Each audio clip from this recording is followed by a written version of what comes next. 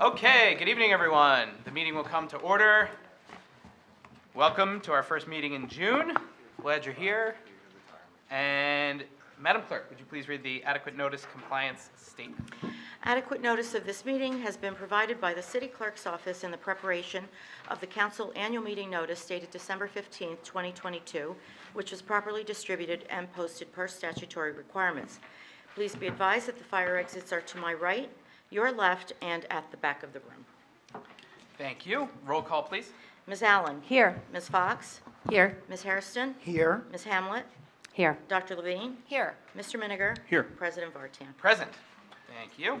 And for our Pledge of Allegiance, we're going to have our brand new City of Summit interns lead us in the Pledge of Allegiance.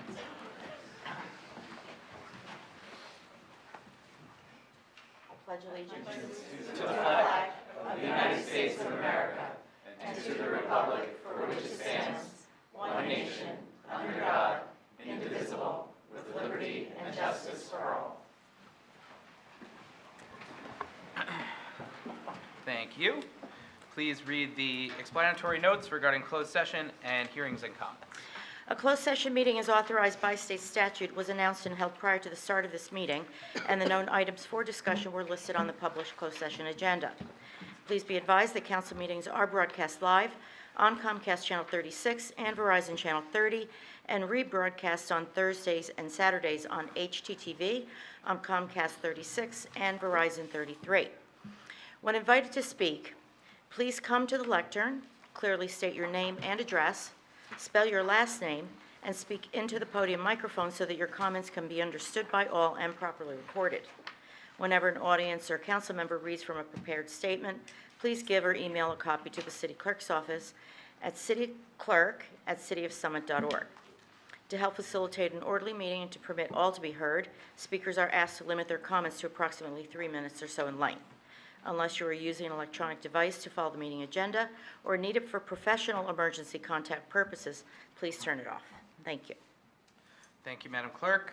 We'll now move on to the approval of minutes. Do I hear a motion for the regular and closed session minutes of the meeting on May 16th? So moved. And a second. All those in favor? Aye. Any opposed? The minutes are approved. Thank you very much. Moving on to reports, Madam Mayor. Thank you, Council President. Good evening, everyone. The previously rained-out annual AAPI celebration will be held on Saturday, June 10th, from 5 to 10 p.m. on the Village Green with dancing, food, music, holly, and ending with a movie showing of Moana. Sorry, my granddaughter, who's 5, would be chastising me. More information is available at summitcommunityprograms.com. Tonight, our team of college interns is present at the meeting.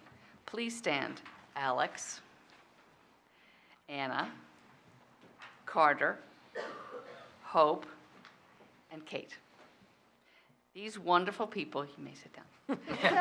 These wonderful people will be working with us for the month of June in tax assessment, community services, human resources, community programs, and communications.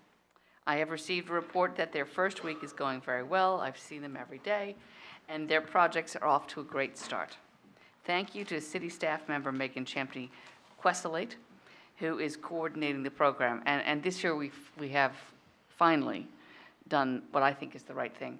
And these are paid interns, not volunteers. You're here.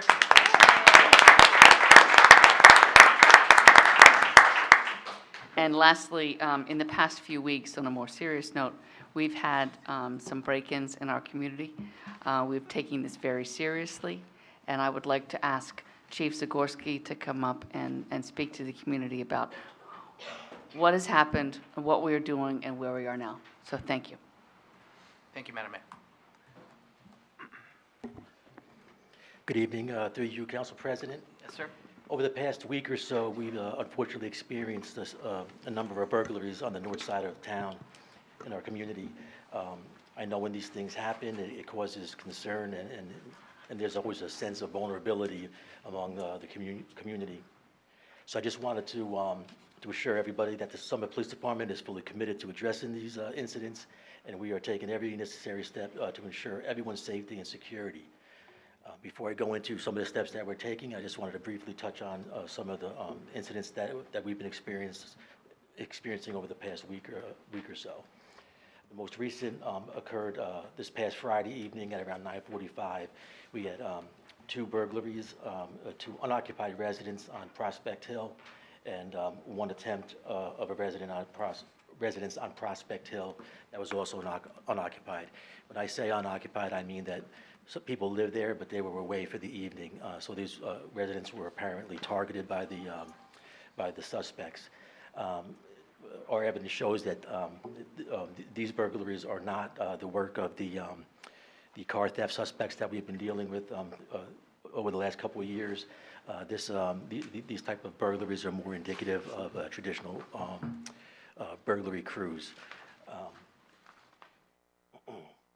And then 1 week prior to that, at 1:50 a.m. on Memorial Day, there was a burglary to a home on Sherman Avenue. Now, this one was one that was committed by the individuals that had been doing the car theft since Summit. This incident on Sherman was a disturbing incident because it involved the suspect breaking into the residence at 1:50 in the morning when the residents were home and asleep. Fortunately, the residents slept through the incident and they were unharmed. But the sole purpose of the suspect during this burglary was to enter the residence and to steal the key fobs to two vehicles that were parked in the driveway. As I stated before, this one was disturbing because the residents were home during this. These were rare occurrences, but they do happen on occasion. But when they do happen, we take this very seriously.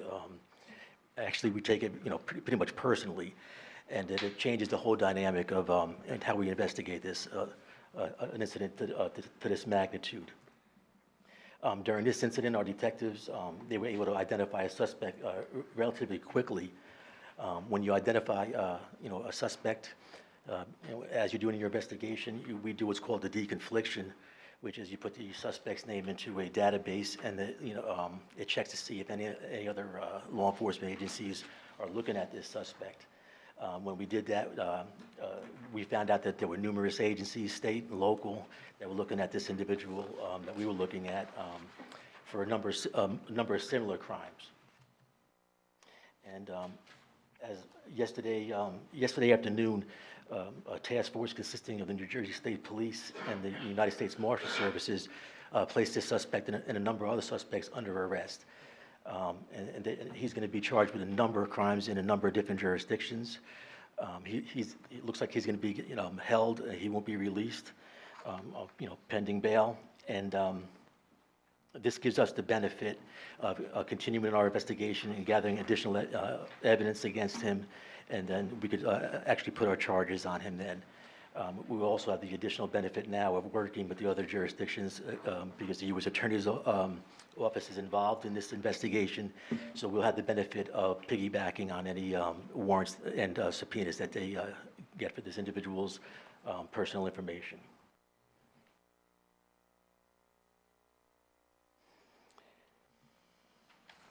Okay, the measures that the Summit Police Department has taken in response to these recent burglaries. For the past week, we have assigned 3 additional officers to the night shift, the overnight hour shift, on a temporary basis. We're going to do this, for the next couple of weeks. These 3 additional officers, they're tasked with specifically conducting high visibility residential grid type patrols in targeted specific sections of the city. The regular duty shift between service calls have been asked to increase the frequency of residential patrols and also to increase motor vehicle enforcement, traffic stops on roadways leading into the residential neighborhoods where we've been experiencing some of the problems. Our detective bureau, some of our detectives from our detective bureau have been put on extended hours, and this is allowing them to actively investigate these incidents, spending more time, and they're able to coordinate with local and state law enforcement that are also working on similar types of crimes. Again, I just want to reassure the public that the Summit Police Department is taking all of this very seriously. We are on top of this, and we just encourage the community to remain vigilant and alert, as always report suspicious activity, and to take common sense crime precautions to protect themselves and their property. Thank you. Any question? Thank you, Chief. Thank you, Chief. Through you, Council President, and thank you, Mayor, for having our chief to talk today. It means so much to me, for you to add to the report how sensitive your police officers are to those of us who are parents and grandparents of Black and brown men who we worry about being targeted, who may be on their way, because we know lots of kids are walking to school and are out with their friends, and I know that you are very sensitive about making sure your officers have relationships and that parents don't have to be at fear for their kids who are just walking around. Thank you. Thank you, Chief. We'll move on to our next report. Administrator Rogers. Thank you, Council President. Good evening, everyone. 2 items. On Thursday, June 8th, Summit Downtown is hosting its popular Family Fun Night. Before and during the event, there will be no parking from 11 a.m. to 9 p.m. in the Bank Street lot on Bank Street and Beechwood Road from Union Place to Springfield Avenue. And the last item, which will be good news for many who have long awaited for this news, Union County will begin milling and paving operations on Summit Avenue between Route 24 and Morris Avenue on Monday, June 12th. Work will be performed overnight between the hours of 7 p.m. and 6 a.m. for approximately 6 nights, weather permitting. Very happy. Work will include milling, paving, and striping of the road. Sections of Summit Avenue will be fully closed when crews are working in the area. Detours will be in effect, and police will be on site to direct traffic. Parking will be prohibited within some work zone, within the work zone on Summit Avenue during milling and paving operations. If it is necessary to leave cars on neighboring side streets overnight, please submit a request to the Summit Police Department online to avoid being ticketed. And that's all I have for tonight. Council President, thank you. Thank you, Michael. On to my report. I've got a few things. First is Council discussed Broad Street West in closed session this evening. The scope of our discussion was the recent Broad Street West Advisory Committee meeting, and we spoke with our attorneys. I know that report leaves a lot to be desired. We are working hard on this and are limited with what we can share publicly at this moment. I'm appreciative to all of my colleagues here for your diligence, open-mindedness, and I am committed, we are all committed to providing more information as soon as we possibly can. Thank you. Second is, since our last meeting, Councilmember hosted a table to provide information and answer questions at the farmers market on May 21st. Thanks to city staff for providing us with materials to share, to Mayor Radist and Council Members Levine and Miniger for being there, and to everyone in the community who stopped by. I think we signed up a new poll worker as well, so that was fun. I want to add just a couple of my thoughts on safety also. Summit is one of the safest communities in the state of New Jersey, and we are committed to remaining one of the safest communities. We have an excellent community-focused police force, staffed by brave and highly trained professionals who put their lives on the line every day. The reality is that this is not a gated community. This is a city, and crime will happen. Incidents like the auto thefts and burglaries in the last several weeks are unsettling, they're scary, they're concerning. But the community can and should take comfort in knowing that when the police make a request for tools or equipment, council always says yes. In my time on council, we have never denied a capital budget request from the police department. That was true even in this lean capital budget year by providing the ALPR geofencing system approved at the last meeting. I'm also glad that we heard from the chief who spoke about increased patrols, because in addition to the crime prevention techniques, including joint task forces and new technology, those patrols are a very visual deterrent to crime. And to that end, as a former first responder for more than 12 years, I know the high number of responses by our first responders to certain types of calls or specific locations on a regular basis. So we will continue to work to reduce the burden on our police officers, to keep them on the road and patrolling. And we will continue to celebrate their bravery, ability to adapt, and commitment to this community. So that's all I have for my report this evening. I think we're moving on to a proclamation that is not listed on the agenda, but we're ready, Madam Mayor. Thank you very much. This is a proclamation in light of the month of June, which is highlighting eradicating gun violence, not guns, but gun violence. So would I please ask Diane Drysdale to come, and if you want to bring Wyatt as well, too.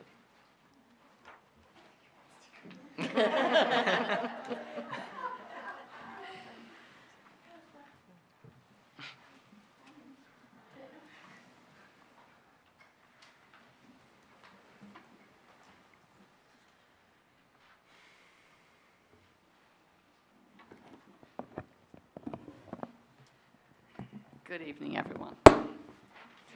Okay. Whereas every day, approximately 100 Americans are killed by gun violence, and hundreds more sustain non-fatal firearm injuries. Whereas firearms are the #1 leading cause of death for American children. Whereas Americans are 25 times more likely to be killed through gun violence than persons in other developed countries. Whereas in 2021, U.S. gun violence surged, with more Americans dying in gun-related injuries than in any other year on record. And overall, firearm-related deaths increased 48,830, the highest number ever recorded by the CDC. Whereas the U.S. has a ratio of 120.5 firearms owned per 100 residents, up from 88 per 100 in 2011, far surpassing that of any other country in the world. Whereas the United States gun suicide rate is 10 times that of other high-income countries, and access to a gun increases the risk of death by suicide by 3 times. Whereas protecting public safety in the communities they serve is a mayor's highest responsibility. Whereas mayors and law enforcement officers know their communities best, are most familiar with criminal activity and how to address it, and are best positioned to understand how to keep their citizens safe. Whereas to honor the thousands of Americans whose lives are tragically cut short every year, and the countless survivors who are injured by shootings every day, a national coalition of organizations has designated June 2nd, 2023 as the 8th annual National Gun Violence Awareness Day. Whereas on National Gun Violence Awareness Day, we wear the color orange, which symbolizes the value of human life, in hopes that it will raise awareness by honoring the lives lost and human hardship endured due to gun violence. Now, therefore, I, Nora Radist, Mayor of the City of Summit, do hereby proclaim the 7th of June, 2023, as National Gun Violence Awareness Day in the City of Summit, and hereby reaffirm the city's commitment to remember all victims and survivors of gun violence, to support local communities' efforts to prevent gun violence, to honor and value human lives, and to declare that we, as a country, must do more to reduce gun violence. In witness whereof, I have hereunto set my hand and caused the seal of the City of Summit to be affixed this 7th day of June in the year 2023. I want to thank you. This is a resident of Summit, Diane Drysdale, who's done a lot to support the efforts to end gun violence and save lives. So I'd like you to say a few words. Can I say a few words? I'll try to make it short. First, I want to acknowledge also Lacey and Tracy, who have been also very involved in the movement, and they deserve credit for all of their work. I'm going to try to make this short because I know there's so much on the agenda, but we'll see. No, you will make it. No, I will make it. Thank you, Mayor Radist. I'm Diane Drysdale, the Gun Violence Prevention Chairperson for National Council of Jewish Women, Essex County. I'm also a member of Ceasefire New Jersey, which is a working group in New Jersey of advocates on this issue who have been very involved in the legislation, gun safety legislation that's been passed under Governor Murphy. So June is Gun Violence Awareness Month, and you've heard some very horrific facts. Here's some more. This past Memorial Day weekend, at least 175 people were killed by gun violence. At least 496 people were injured by gun violence, and there were 17 mass shootings. We already heard that now gun violence is the #1 cause of death for children in the United States. Okay, so an overwhelming majority of Americans are disturbed by these statistics, do not adopt uniquely American idolatry of guns, and are sick and tired of the preventable gun violence. We are fortunate to live in New Jersey, where the gun laws are among the strongest. We have the 3rd lowest rate of gun deaths in the country, okay? Now that's great, and we should be proud of that. But how many of us are aware of the Supreme Court's June decision in New York State Rifle and Pistol Association versus Bruin, a decision that dramatically increases the stakes for gun violence throughout the country, including in states like New Jersey with strong gun safety laws. In Bruin, the Supreme Court struck down New York's 100-year-old concealed carry, that means hidden carry, of firearms law, finding that it violated the Second Amendment. The 6-3 decision, written by conservative Justice Clarence Thomas, distorts history to rule for the first time that the right to keep and bear arms for self-defense extends outside the home. So in December, New Jersey, our legislature and governor enacted a new concealed carry law in response to Bruin. Immediately, the new law was challenged in 2 lawsuits, leading to Judge Baum, Chief United States District Court Judge for the District of New Jersey, to temporarily enjoin me prevent enforcement of substantial provisions of the New Jersey statute. In a May 16th ruling, Judge Baum found additional provisions of the New Jersey law, which was intended to protect us, illegal. In particular, that New Jersey could not deny gun owners the right to carry concealed firearms in a number of public and private places. Our Attorney General is appealing the district court ruling to the 3rd Circuit on an expedited basis. In short, everyone should be aware, and most people really aren't, that now in New Jersey, as the law stands, it is completely possible that when you take your children to the zoo, the movie theater, or a local library, there may be many people carrying upon them concealed weapons. As the Giffords Law Center to Prevent Gun Violence concludes, the carrying of concealed loaded guns in public places can quickly escalate everyday conflicts into deadly altercations, causing tragic, irreversible damage to innocent lives. I think we've all seen that in the news. I'm going to cut this short to say, what can we do? Well, first you vote for candidates on all levels, local, state, and national, who support gun violence prevention legislation and policy. Next, you volunteer with groups such as Mom Demand Action, Brady, there's a number of them, to try to reach out to the states where the gun laws are weaker and the representatives are less likely to vote for gun safety laws.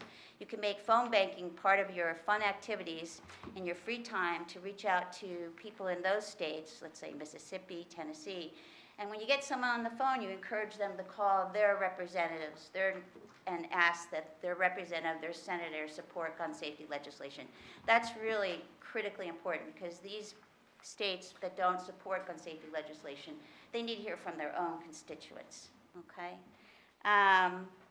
So what else can I say? Nothing else other than please remember to vote, and thank you, I'm done. Oh,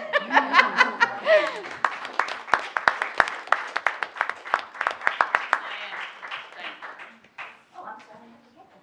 Oh, how beautiful. I'll bring it to the office.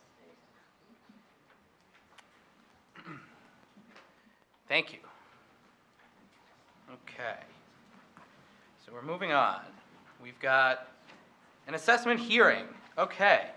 So we're going to open up. I'm doing that right? Yes. Okay. So they were looking at me like I wasn't doing it right. Okay. I'm now going to open up the assessment hearing. These hearings are for capital improvements related to ordinance number 19-3195 that were road improvements to Butler Parkway, Caldwell Avenue, Clark Street, Dayton Road, Huntley Road, Willow Road, Eaton Court, Milton Ave, Gary Road, and New Providence Road. A few points on this. First, this work has already been completed. Second, residents being assessed received a letter and had the opportunity to meet with city staff. Third, this is the last assessment hearing related to installation of new sidewalks that we will have. That's because when we adopted our new sidewalk installation and maintenance policy in 2019, council decided to work the full cost of new sidewalks into the capital budget plan, rather than assess residents. So, those are my 3 points about this. We're gonna open up this. Council President, yes. if I may, the finance chair should The make the finance chair motion. should really do that, yeah. Make the motion to open the hearing with a second. Can we have a motion to open the hearing? Sure, I move to open this hearing. A second. Very good. The hearing is open. Nope. Nobody? I just have a question. Yes. I'm sorry. And again, just being new, my question, Council President, is, so this happened in 2019. I'm assuming it just got stalled and we're voting on it now because of COVID, or? So we're not voting on anything. I'm not voting, but the right. hearing, like what's the history on the time lapse here, I guess? Yeah, so we're having the hearing on this now, which is statutorily required. And my understanding is that, you know, there's a lot that goes into this. The work has to be completed. Then, at that point, they have to go through and analyze how much was spent on each person's property, right? Based on the amount of space, the frontage of each property, right? So, well, we'll just let Aaron answer. Certainly through you, Council President. So there's a lot of departments and divisions that get involved with an assessment. So first, the bond ordinance was 2019, and typically a 2019 project doesn't get started until 2020. These projects all of them did start in 2020 during the pandemic. Projects didn't close out fully until 2021. But then we also work with the tax office to always try to keep this June schedule for doing the hearing, because it ties to parts of their operation to keep it simple. So essentially, it's about 2 years after the project's completed that we could do that, which would have been the end of 2022. So this is really the first opportunity to close these out, so. Understood? Thank you. Thank you. Council President? Yes. And I just want to add, and I could be wrong, so through you, my understanding is this assessment is the last of the assessments of sidewalks that Yes. would be charged back to the homeowner. So today, we would not have those assessments anymore because we don't do Correct. that. So I just want to make Yep. that clear. So folks getting new sidewalks now, we're not doing assessments for those. It's worked into the capital budget. Yep. Historic moment. Yeah. Okay. I think we're going to close that out. That hearing's closed. Excellent. Okay, we're moving right along. We have so many ordinances for hearing. I'm so excited. Okay, so I have a note here.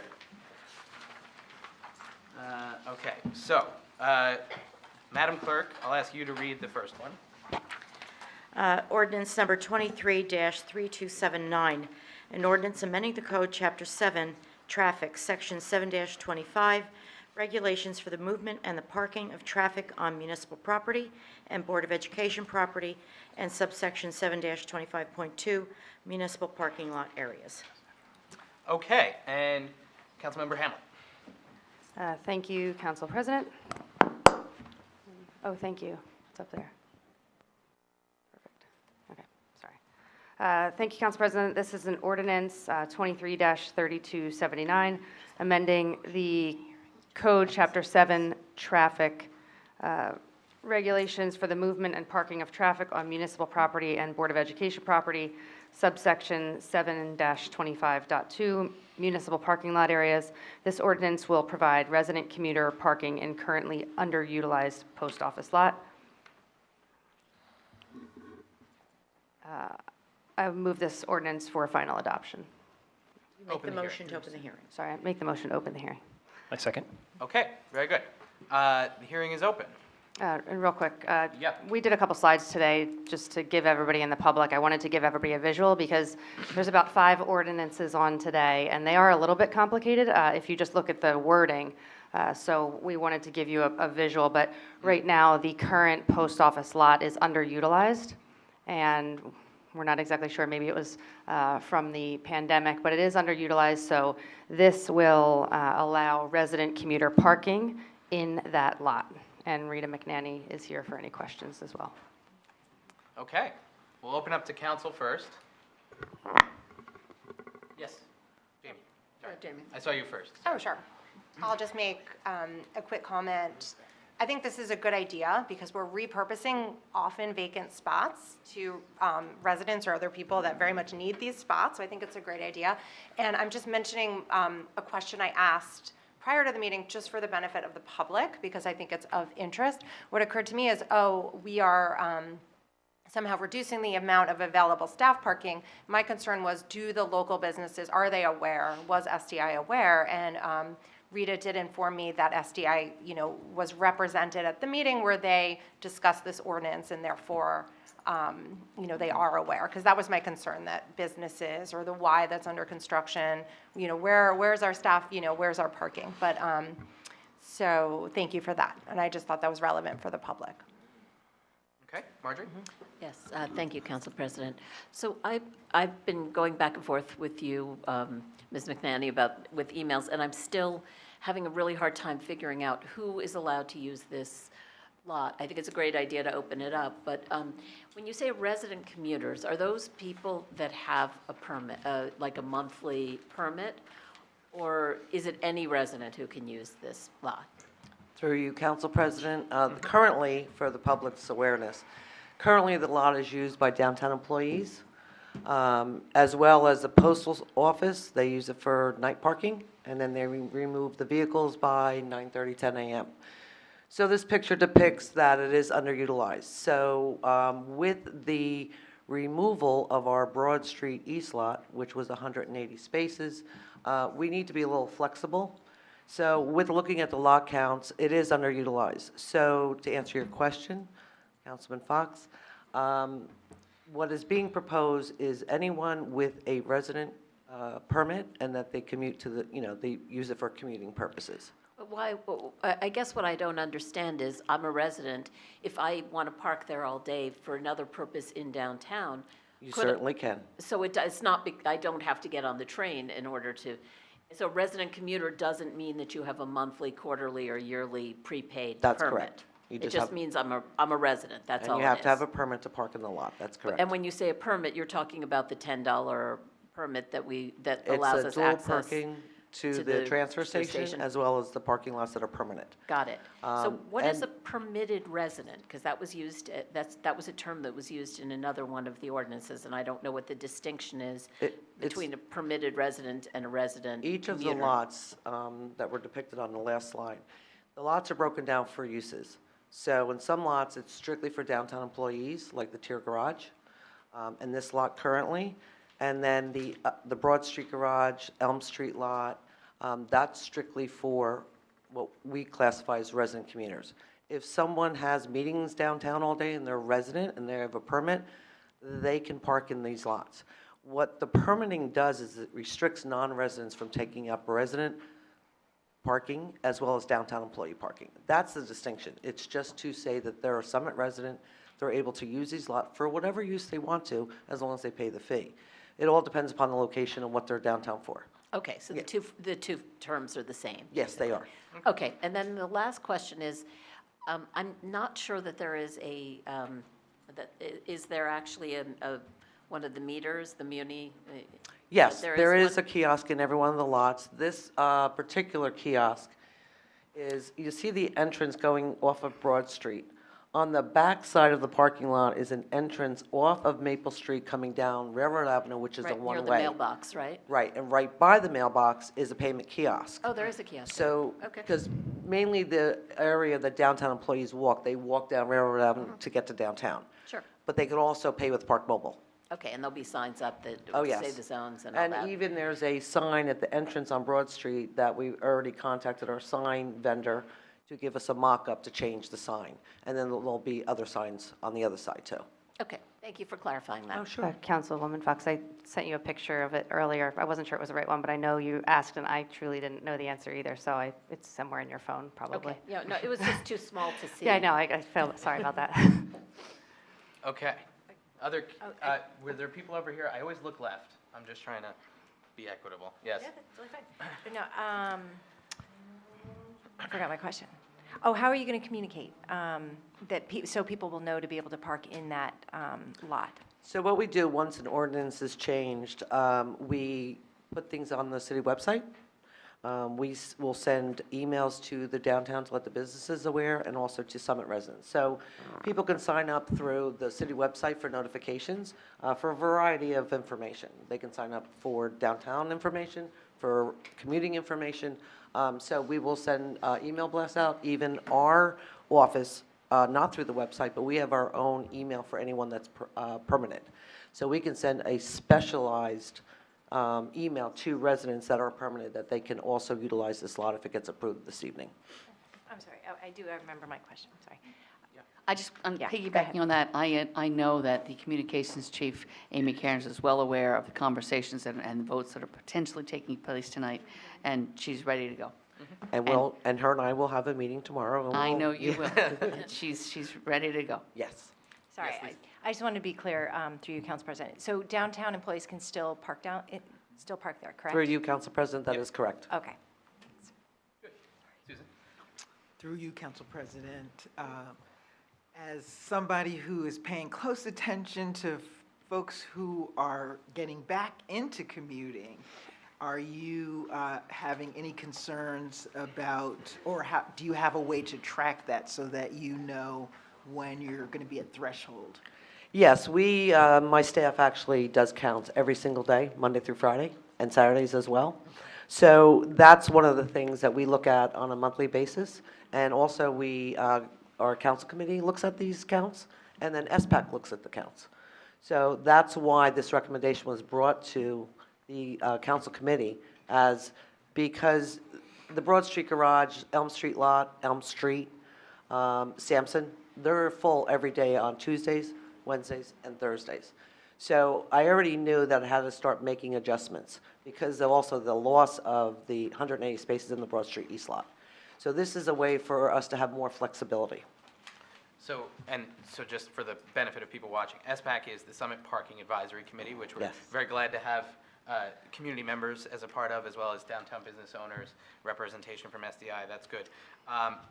My understanding, and correct me if I'm wrong, because I looked at the numbers a little while ago, is that some lots, like the Broad Street Garage, for example, get to capacity on a daily basis. Not But a the daily, system- Tuesday, right, so Wednesdays, and Tuesday, Wednesday, Thursdays. Thursday. But the system as a whole has never been back to capacity, or has never been at capacity. Not right? Like pre-COVID, since- no. Right, exactly. So since COVID, right, a resident is still going to be able to find parking in the system, in the parking system. That's why we made this change for this Right, particular lot, exactly. because Yeah. normally the resident commuters that commute usually are on the south side of town. That's where the parking lots Right. are, and it's structured close to the train station. And the other side, which is the north side, that's structured for the downtown employees. And so if I'm a Chestnut parker, I should think of this as basically an upgrade, right? You can now just drive a little bit further down the street and park in here, right? You certainly can, sure. I think that, yeah, right? Okay. Anyway, anybody else? Nope. Members of the community? Hearing, parking? I think we can close that one, right? Oh, yes, sorry. Spoke too soon, Greg. Are you taking comments for each parking ordinance, or? I mean, I Yes, just so we'll kinda do have the a same general- thing for everyone. All right. Yeah. Well, I just have kind of a general question about all of the ordinances, but first, if I may, I just wanted to thank Diane, who left, and Mayor Radis for the proclamation. As a gun violence survivor, it's a personal matter to me, and I really appreciate that Summit has stepped up to show that we are committed to helping end gun violence, so thank you. But as far as the parking, so there are several here, and. And can we just get your Excuse name me, and address? Tracy Thank you. Keegan. Thank you. 15 Sweetbriar Road. A couple of them are going to be pretty impactful for residents, some in a very positive way, but some in a little bit of a negative way. So I heard Councilmember Levine talk about how SCI was at the meeting and businesses are aware, but I'm wondering what kind of outreach was done before these ordinances came up? Was there any due diligence beforehand, reaching out to residents and telling them what was going to occur and asking them for feedback or opinions? I don't know how you do this stuff, but it seems like it should be something that might be a good idea when you're going to change something so important like parking. Sure. Through you, Council President, I believe it was 2 weeks ago, we had the introduction, which is advertised publicly on the city's website in the council agenda. And then this ordinance is publicized in the newspaper about the hearing, which is required by law. We did have meetings with the Summit Parking Advisory Committee that have residents. And again, that's all we're required to do, but we did reach out to the downtown because that would be, if there's any impact for downtown employees. Thank you. Just one quick thing. I'm a person who pays very close attention to what goes on at council meetings, but most people don't. And, so I feel like, just announcing it at one council meeting isn't going to do a great job informing the public. And I feel like maybe better due diligence could be done next time on something like this. So just, a suggestion. Thank you. Thank you. Thanks. Okay, thank you. I did have sort of a follow-up to Sure. Ms. Keegan's comment.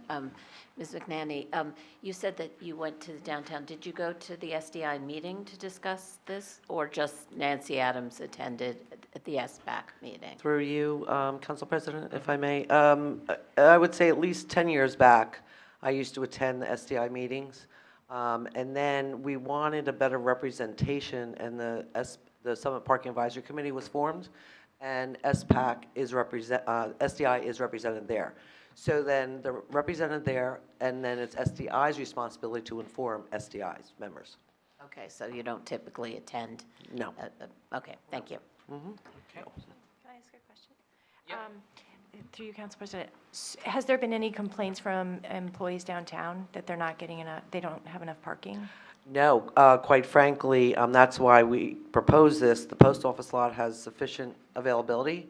The tier garage has close to 150 spaces every day. So there, even if there is someone that happens to get pushed by too many residents parking there, there's availability in the tier garage, the K lot. There's plenty of availability. Okay. Yeah. My suspicion would be, right, that Well. employees downtown are still parking where they probably shouldn't be, right? Right. I mean, I'm not trying to get anybody in trouble. I'm just saying, Well, right, Let me put it this way, Council President, if I may. Please. Anyone who parks in an area that is for shopper and exceeds the time limit, we ticket them. great. Yeah. Good. And more fees now. Yes. Yes, good. That's not the point. Well, I'm just saying, yes, Susan. Well, actually, your follow-up question answered particularly mine, because I wondered how the enforcement staff are doing and some of the intolerable behavior of some of the business owners or employees who are getting upset with enforcement. Wanted to make sure that they have what they need to do their job. Through you, Council President. Yes, my staff is well aware that they have support through management and through the city. They have the tools that they need. It's not an easy job. It really isn't. And they get abused out there, unfortunately. However, any type of situation, I ask them just don't engage, have them call me directly, and then I handle it one-on-one on the case, and I speak to the individual.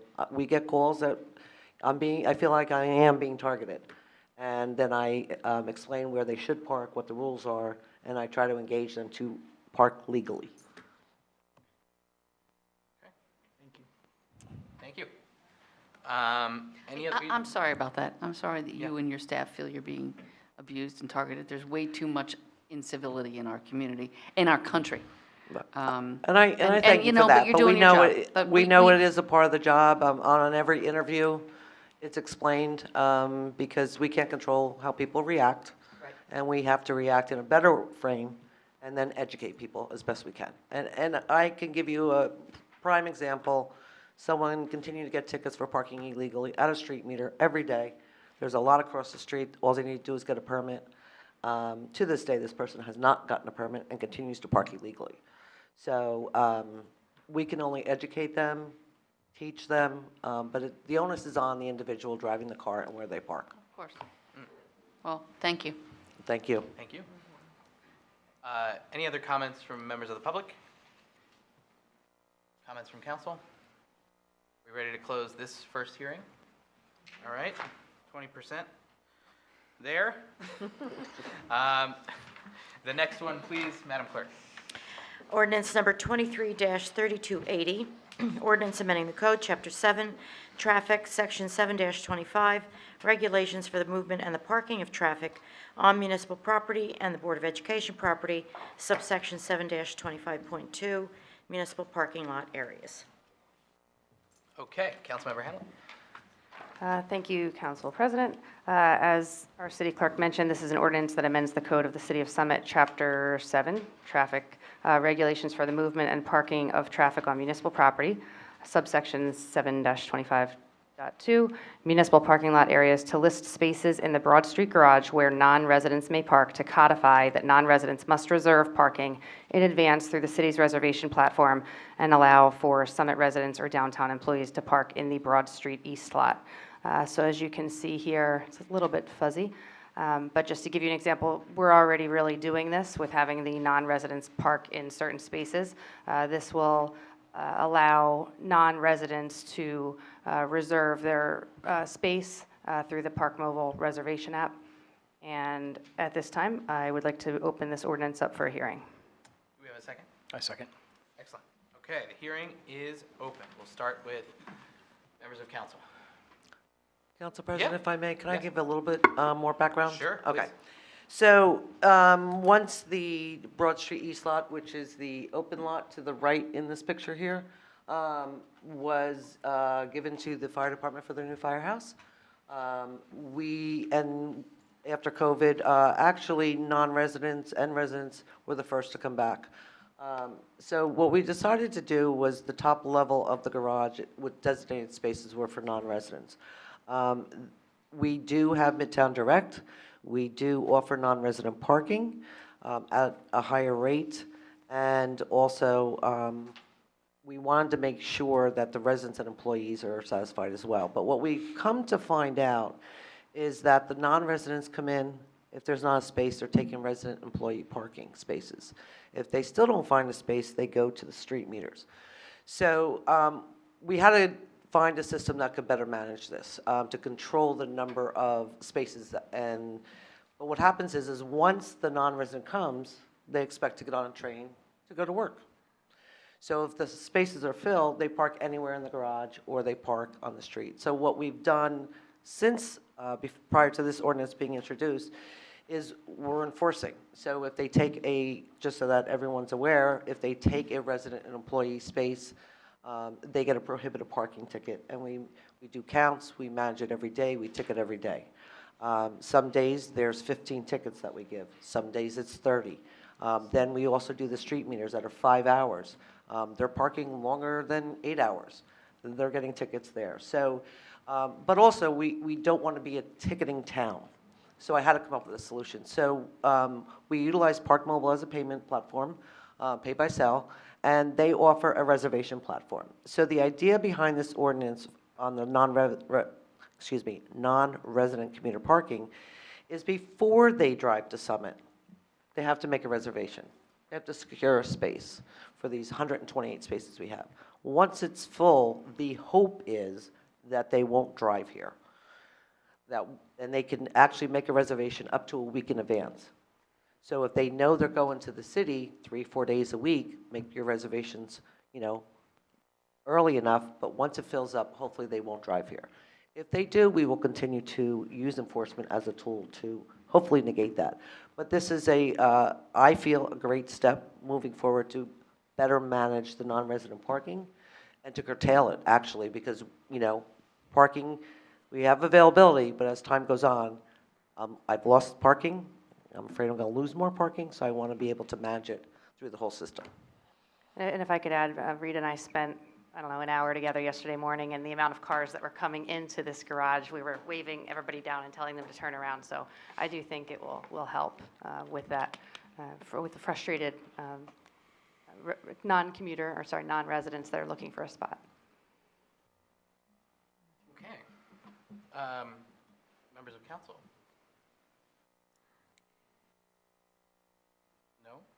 Nobody? I had a question, I'm just trying to find it. Yeah.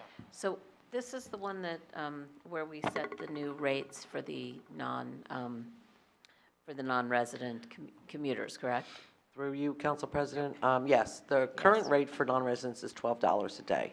It's going up to $13. However, the reason why it wasn't calculated to go even higher is because through the reservation platform, the consumer that uses the platform must pay a $1.95 convenience fee for the service.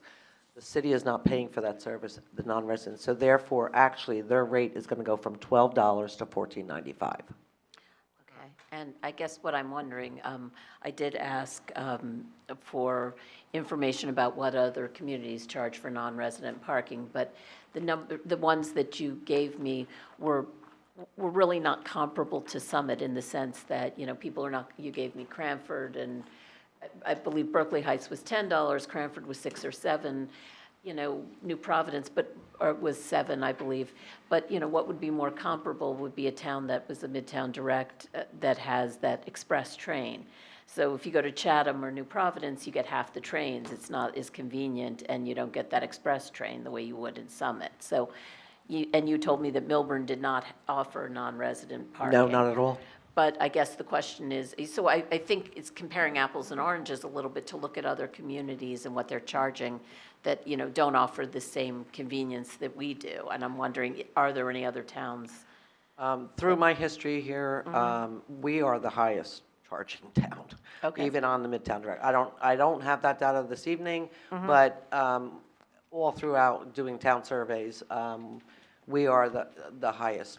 But what we've learned is that people are willing to park, you know, to go to the DeForest lot and spend $50 and overstay their time. So I think there's, you know, we don't really know what the market will bear on this is what I'm asking about, you know, how, so I just was curious on what information was out there. Because certainly, like if you were to drive to Hoboken and take the ferry or take the path from there, what would you spend on that? Unfortunately, I don't have that information. All right. So if we're looking at the numbers on this, right? So it's a pretty okay deal for the city. It's an amazing deal for Park Mobile because it's $1.95 a day now for additional, you know, however many, 128 cars, and it's a pretty crap deal for your out of town, for your, you know, non-resident commuter, right? It's more than $700 additional per year. Okay. Here's my question, though. We have to make sure we keep it at least 125 so that we make sure we're not actually losing revenue on this, right? Like, we need to make sure we're capping the number of non-residents, but in order to maintain the revenue level that we're having right now, we also need to have a floor at 125 or 128 non-residents too, right? So Yes. I just want to make sure we're talking about the numbers of the whole thing so that we're not losing money on this and you know, getting into something that winds up actually hurting later down the line.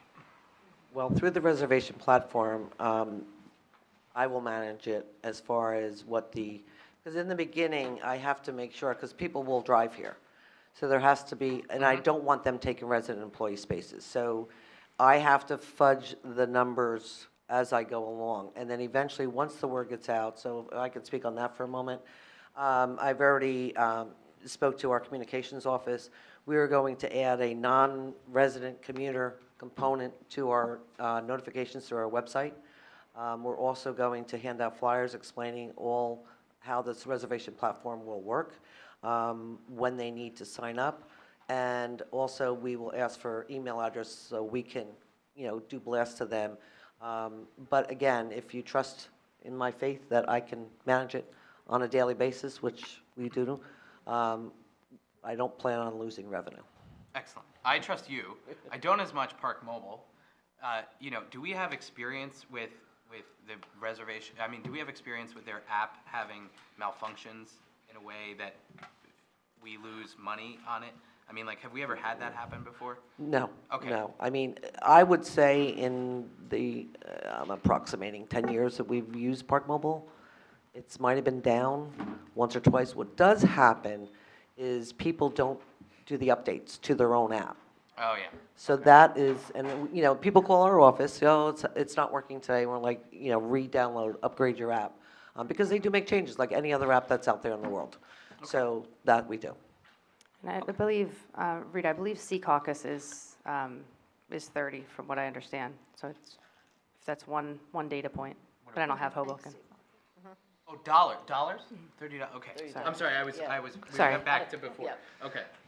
Yeah, Lisa? Okay, great. I have two quick questions. So I would just say, I love the reservation system idea. So do we think that would truly be a deterrent, though, for people coming here and not, Well, there's two like, things. non-residents? Yeah. Yeah, through you, Council President. With the effort that we made, the prohibitive parking fine, $65, coupled with the fact that, plan ahead, you're going into the city. If you want to go from Summit, you have to use a reservation platform.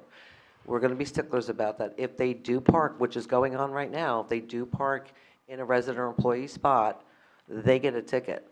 So I think eventually the word will get out that if you do park in Summit and not use the reservation platform, you will receive a ticket. Actually, I have half a question before my next question. Can residents also? That's it, yeah. Half a, How do you ask half a question? I have a question. Well, can residents reserve also? I think that would be amazing. Currently, that is not in the plan. Okay. Everything is first come, first serve right now. There is parking availability. And I really would not want to have to charge residents $1.95. Gotcha. So I think we're going to start with this. Let's see how it goes. Okay. And then it's a Right. good test model, but I think it'll work. My full Okay. question, I'm so sorry. That was my half question. My full question is this. It's hard to make the distinction. And anybody that has historical knowledge on this dais might know this answer. So I'm under the impression that we got the Midtown Direct train because of our out-of-town parking. Is that correct? And is there a minimum number that we need to maintain in order to keep that status? A little bit of history, Okay. since I've been here a while. Originally, the plan was to build a garage, and if we were going to use New Jersey Transit money, we would have had to have it open to the public. So what the residents said that no, we want it for the commuting residents. However, New Jersey Transit has stated, I know some people may argue there's nothing in writing. I remember, well, that can be found. I remember back, I worked for the city administrator when I first, I city clerk and then the administrator's office. Regan Burkholder with doing all of the work with the garage for the original plans with New Jersey Transit to get federal funding and all that, and then with the actual Broad Street garage as it is now. We have to have a certain amount. Now, can we find the exact number in our files? It might have been discarded accidentally, but that was the idea, that we need to provide public parking for the Midtown Direct lines. One question. So we had Susan and Andy with hands up, and then we'll work our way down this side. Yeah, so through you, Council President, mine might be a three-quarters question. Because I love Park Mobile for the fact that it is located throughout the nation. Yes. And you never know what you're going to run into when you're trying to park in places that you haven't been, when you're renting a car or something like that, so as long as you got the app. So my question is, can we also think about it, not just to keep people out of town, but also how can employees benefit, and we find ways to incentivize how our employees we can make this an attractive place for Summit to work. And so I know that's a long-term request. Through you, Council President. Sure, I mean, any options, could be discussed. I think that that is also a role of SDIs with recruitment. So, we're more than well. I know in past years ago, they did do a scale depending upon what time of day you worked. That didn't work too well. because all the street meters were taken up. And then they'd go in, or they'd go in and then they'd only pay the dollar fee at the end of the day. So we've tried a few things over the years, but we're open to any type of, is it something that we partner with SDI and the city, and we come up with some sort of a program for downtown employees to assist them? I would welcome that. We've had campaigns where we asked employers to pay for their parking. They started to many years ago. They're not willing to now. But again, I don't think should all be on the city. I think, maybe some sort of partnership with their recruitment and outlying lots. We tried that too. The further out you went, the less expensive it was. People want convenience too. Ian. Thank you, Council President. So I also love this reservation system idea. Within Park Mobile's admin site, do you know if there's going to be a way for you to quantify the number of people that overall wanted to reserve, like people that failed to reserve? Because I think that might help you with like price finding, which is what some of them are concerned about here. I don't have an answer for that, Andy, through you, Council President, but I can find out. I'm going on a parking conference next week, and I have a meeting set up to get even detailed reservation platform. So that'll be one of the questions I'll ask. Great. Yeah. Thank you. Delia, did you still? Just one question, Director McNanny, that I forgot to ask you, but regarding to Councilwoman Allen's point for the reservation platform to exist in other areas of town, is that something that, I guess you'll learn more about at the parking lot, but that is a capability right now through Park Mobile, correct? Oh, yeah, sure. Yeah, okay, I just want to make can- sure, yes. Lisa, you understood that that is a capability that is available. We're just not doing it right now. Okay, I just want to make sure you understood. Got it. Okay. We've had a good solid round up here. Let's get the community involved. Members of the public, anything on this? Everything okay over there?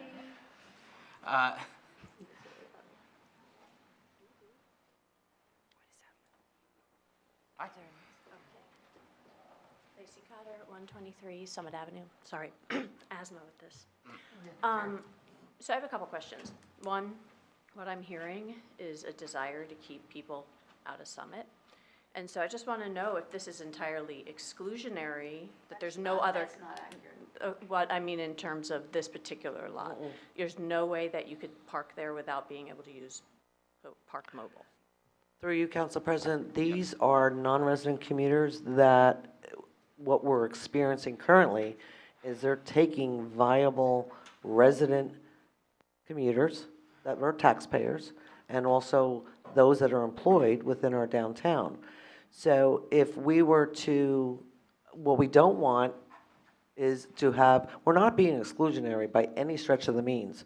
What we're doing is we only have so much parking right now in our capacity. So what we're doing is we're saying, yes, we welcome non-residents, but the capacity is only 128 spaces. We're not excluding non-residents. We're making sure, and that's part of my role, is to make sure that there's sufficient parking for resident commuters, downtown employees who work downtown, and also anyone, any visitor, whether they're a resident or not, that wants to come to our downtown for a meeting, for a lunch, to shop. So we are not being exclusionary at all. But you need to have a computer and a cell phone to be able to. No, there is an Make 800 a number that Park reservation? Mobile has. Okay, that was my question. And then my other question is if this is like a prong effort with getting residents to use bicycles. Is there any sort of incentive for that? Like, I'm a commuter, and I know a lot of people drive and drop off, but most of this town, people can ride a bike. And I've been here for 20 years. My ex used to ride a bike. So just wondering if that's a piece of this program. It's not specifically a piece of this particular ordinance. I know that in past years, DCS has added bike racks through New Jersey Transit. If we ever get more parking, one of the ideas is to add bike parking, motorcycle parking, more EV charging stations, but I don't have the facilities or the areas to facilitate that. But anyone can ride a bike to the train station. do have the new bike shed coming. Yeah. Also, by the I way, did see right? that. That's going to be fun. I did see So thanks to the Summit Conservancy for that, and the green Right. team and the The Bike Walk. Bike Walk Coalition, a bunch of people involved in that. And So DCS. that's coming Yeah. soon, right? Aaron, we're kind of looking soon on Soonish. ish. I like that word soonish. Can we go with soonish? Or shortly? Yeah. Both It's on are the appropriate here. horizon. Yeah. It's very close. There's some, you have a lot of parties involved in New Jersey Transit, the City Conservancy, DCA, so we're closer than we've ever been, but still soonish is good. Okay. And maybe it ties in to that. Well, I'll let you continue to ask your question. Sorry.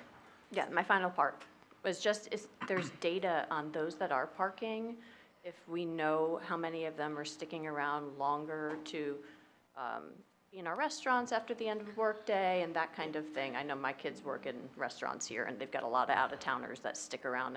I don't want to see it impact the No, restaurants. actually, pre-COVID, with planning for a possible additional garage, I believe it was 2015, we did a survey of all the non-resident parkers, and we specifically asked them within that survey, what do you do besides just parking your vehicle here?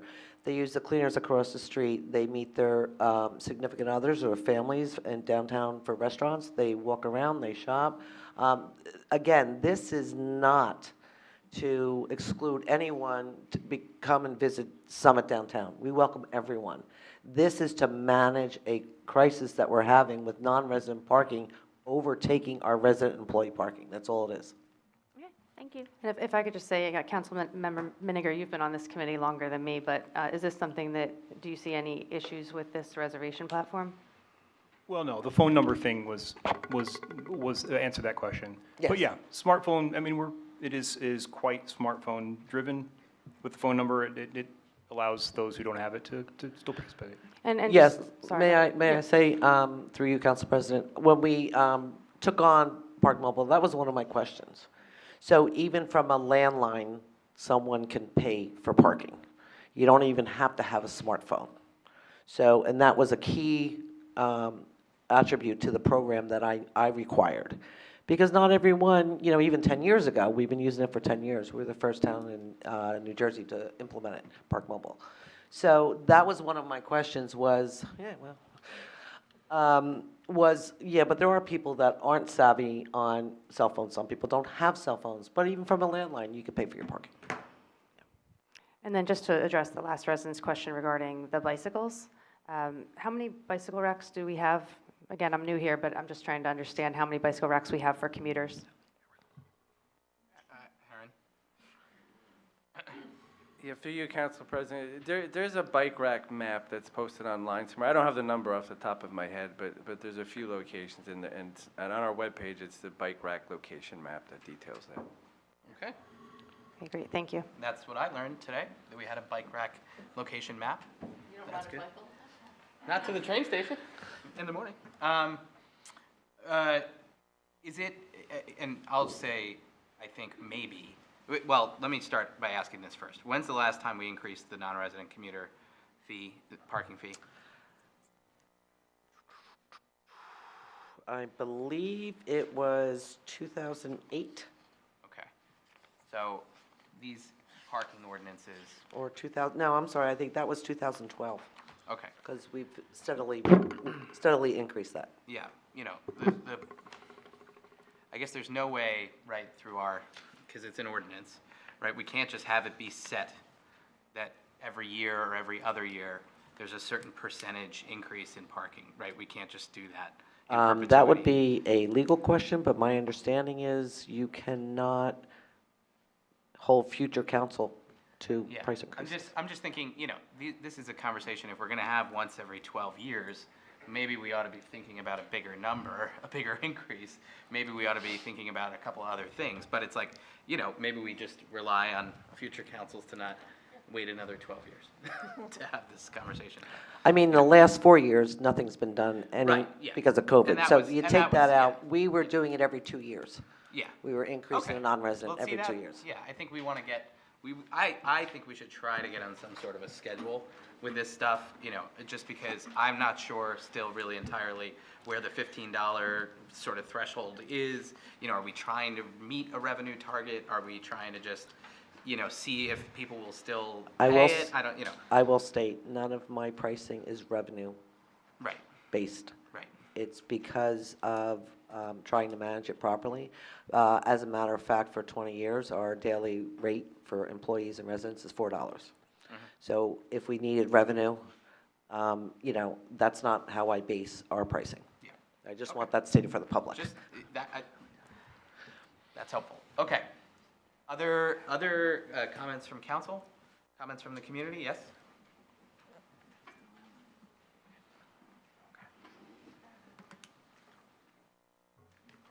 Rosemary Grace, Chestnut Avenue.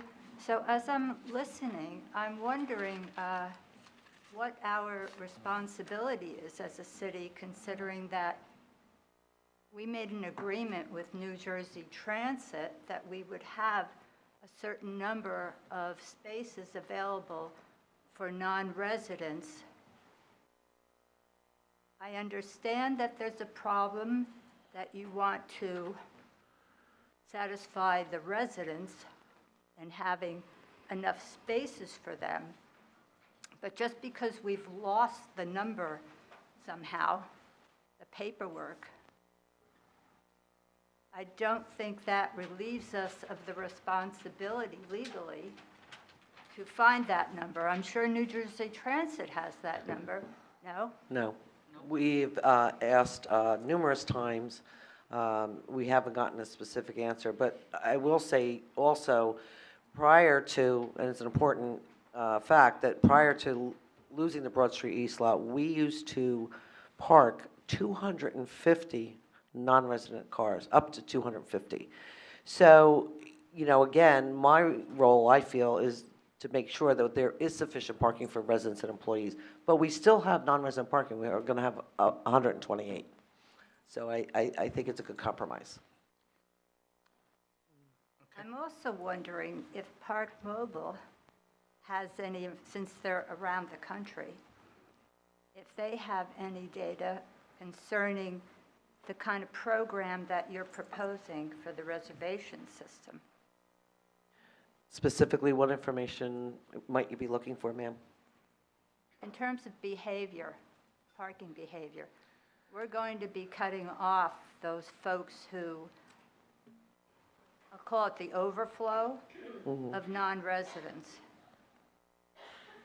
I think they're still going to come, and they're still going to circle around and try to find a place, and they'll probably find a regular place to park. Are the fees, are the tickets sufficiently high enough to prevent that? Well, our hope is we just increase them to $65 per ticket. So if we are ticketing every day and a non-resident continues to park where they're not supposed to park, it's going to get very expensive for them. We don't want to penalize anyone, but that is a mechanism that is at our disposal that we must use. Because we have been ticketing them every single day if they don't park in the right areas. But the fine was very low, and that's why we increased it. So our hope is, yes, you know, I understand your point. I cannot stop anyone from coming to Summit and parking on a public street. They're public streets. But that's why we have time limits to make sure that our town is not all non-resident commuters, so that we have sufficient parking for our workers, for our people that want to shop and visit downtown, and also our resident commuters. So I have to take the whole program and look at it and see what's the best interest of all user groups. And that's why we use the time limits, so that they're, like on Broad Street, for example, they're 5 hours. Usually if someone's commuting to the city, they're there longer than 5 hours. So that's our judge. So then if they're there longer than 5 hours, they receive a ticket. And that's the only way, other than education and fee structures, and with time limits, that's the only way you can manage parking. We do ask people to park where they're supposed to park. I know that we used to have a program where it was residents could use Uber to come to the train station? We do. Which would, so We still We have still it. do. are people using that? Yes. Yeah? Is there anything being done to encourage more people to use that? Well, it is on our website. Matter of fact, I got 2 signups today. People sign up regularly. Unfortunately, the information is on our website. I don't have it here this evening. But yes, many residents do use that program. And that's why we started that program, to alleviate, because we had a parking problem. We didn't have sufficient enough parking. So that's why we started that program. It's still being utilized today. So if I were to take that program away, we'd even have more of a crunch within our system. And Rosemary, the communications office pushes this information out periodically. So whether it's a ride share in an Uber or a Lyft, whether it's a bike or a scooter or walking, we would prefer that people not park. But when they do, right, we want to make sure it's priced appropriately. Yeah, we do offer alternate modes of transportation here in Summit. Yeah. Well, I can tell you from my frequent walks down Union Place, pre-COVID, the bicycles that were there were, that whole fence along Union Place was filled. Now you can count on maybe 2 hands how many bicycles are parked there on any given day. The Okay. response to that is New Jersey Transit did not want the bikes parked on their fence. So I'm not saying, you visibly don't see them any longer. I'm not saying that they're not in other locations. But New Jersey Transit stopped people from parking, blocking their bikes on their fence. Oh, well, some people still are doing it, but okay. maybe they're ticketing All right. them. Thank you. Thank you. Thank you. Do we have other comments? I just had one question. Yes, please. I'm just wondering, you were talking about the Broad Street East lot, which a portion of it will be returned to parking after the firehouse is complete. Is there also an opportunity to accommodate more non-resident commuters by adding back the valet system that we used before? Included in this ordinance, that the first part was the non-resident. The second part of this ordinance is to classify the Broad Street East lot that we will gain back once the firehouse is completed, but we're only getting 32 spaces back. And because the firehouse, the way it was constructed, they used to have a drive aisle out of the Broad Street garage and Broad Street East to the Salerno Duane light, where people could make a left or a right. That drive aisle is now gone. So within that footprint of the Broad Street East, the 32 space, we had to put a drive aisle, losing more spaces, so that people can go out through the actual garage. So to answer your question, there will be no valet there. Is there an opportunity to valet on the top floor of the Broad Street garage? Yes, we looked at that. I believe it was pre-COVID. It's highly expensive. More expensive than doing it on the lot? The east lot? Oh, Yeah. yes, much more expensive. Why? Isn't the cost labor? Right. The labor and then also the equipment. It was, the last, I don't have that information tonight, but the last time that I looked at it, it was $1 million. We have an open surface lot, so it's a lot easier for them to jockey cars in an open surface lot as opposed to a garage. I don't know if you recall a few years, maybe 12, 15 years back, we tried during the holiday time to valet in the tier garage. The biggest problem why it was unsuccessful, people don't want to hand over their keys. They don't want their cars valeted. Non-residents had no choice. If you wanted it and you got to take the train, they had no choice, they valeted. But here, that's our experience with valet. We tried it in the tier garage, and it was a lot of money. We had to pay for all the labor, and there weren't many cars that utilized. Okay, thank you. Okay. I do have Nora and then Lisa. real quick, but if we do valet for non-residents, they're more apt to hand over their keys. Yes, but again, I can revisit it. I'm just saying, down the road, if we're finding this is not enough, that's something we could look into. Yes, one of the concerns I have is the waiting, that if a resident needs to wait in order to have cars moved to get their car out when they get off a train, that's the catch. I know. True, but there's But lots it's of apps now. non-resident. There's lots of apps now that you can order your car. Right. Before you get off the train, Yeah, it's something we can look into if we need to. which we didn't have 10 years ago. No, So anyway. I down also road- had the lot. I know. Down the road, maybe it's something we can look at. Sure. Great, thanks. Lisa, did you have? So I just want to make sure I'm clear on this. The 30 spots that we're going to gain back once the firehouse is done, are we going to convert those to resident and then add 30 more up top for non-resident? No, basically, we have 128 that are being in this ordinance for non-resident at the top of the garage. Yeah. In designated spaces. The 32 spaces that we're gaining back in the Broad Street East lot are strictly going to be for employee and residents, no non-resident parking. Okay, so when you open up those 32 spots, though, we're not going to do anything upstairs to give more non-resident parking? No, the non-resident is just 128. Always? Yeah. Okay. Okay. Okay. Do we have comments from members of council? Any more comments from members of council? Okay. Let's make it quick, though, because we try to make it one per customer. I'm so sorry that you I know. didn't think of this question earlier. Is there data on how many people are actually traveling in now? There's so many more people doing hybrid, and just wondering if that has been calculated into the analysis. That's it. Thank you. Driving into Summit? It was that, City. Taking people the are train. Oh. Yeah, it's versus lot taking the count. train. The lot count. no, question, but I think. I would have no idea how many people drive into the city from Summit. No, she wants to know the lot Train. count during the week, and the train commuter. Oh, I can get that. It's on New Jersey Transit. New Jersey Transit does the ridership figures. We don't do the ridership But we have, figures. we have the lot counts. Yes, oh, yeah. She mentioned ridership, that's why it's different than Parker. So maybe you can get that information at some point, and we can send it on. Sure. Okay. I think we're going to close the hearing now for this one, right? Oh, okay. Yeah? Good?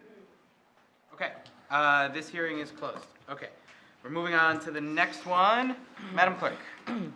Ordinance number 23-3281, an ordinance amending the code, Chapter 7, Traffic, Section 7-8, Parking, subsection 7-8.5, Parking time limited on certain streets, and subsection 7-25.4, Regulations.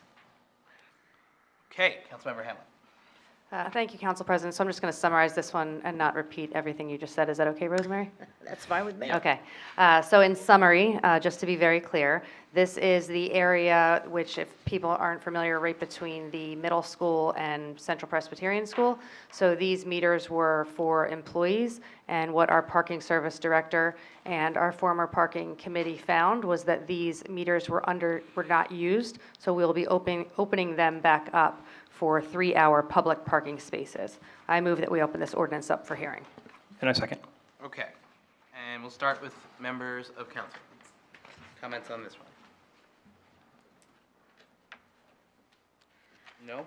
Nobody? I just had one quick one. Sure. I'm just a little confused because it says east. Is this, which side of Morris Avenue is this on? It's Because the side there- right by CPC. Right next to CPC. So wouldn't that be the north side? No, I checked with the police It's department. east? It's east. Okay, I double-checked for you. okay. Yeah. All right, thanks. I thought we answered that on email. I apologize, Marjorie. Sorry. No, that's okay, no problem. No, just I did check with the traffic bureau to make sure that we were correct and, Okay. yeah. Great, thank you. You're welcome. So it's the CPC side? Yes. Okay, got it. I have a quick comment. Yep.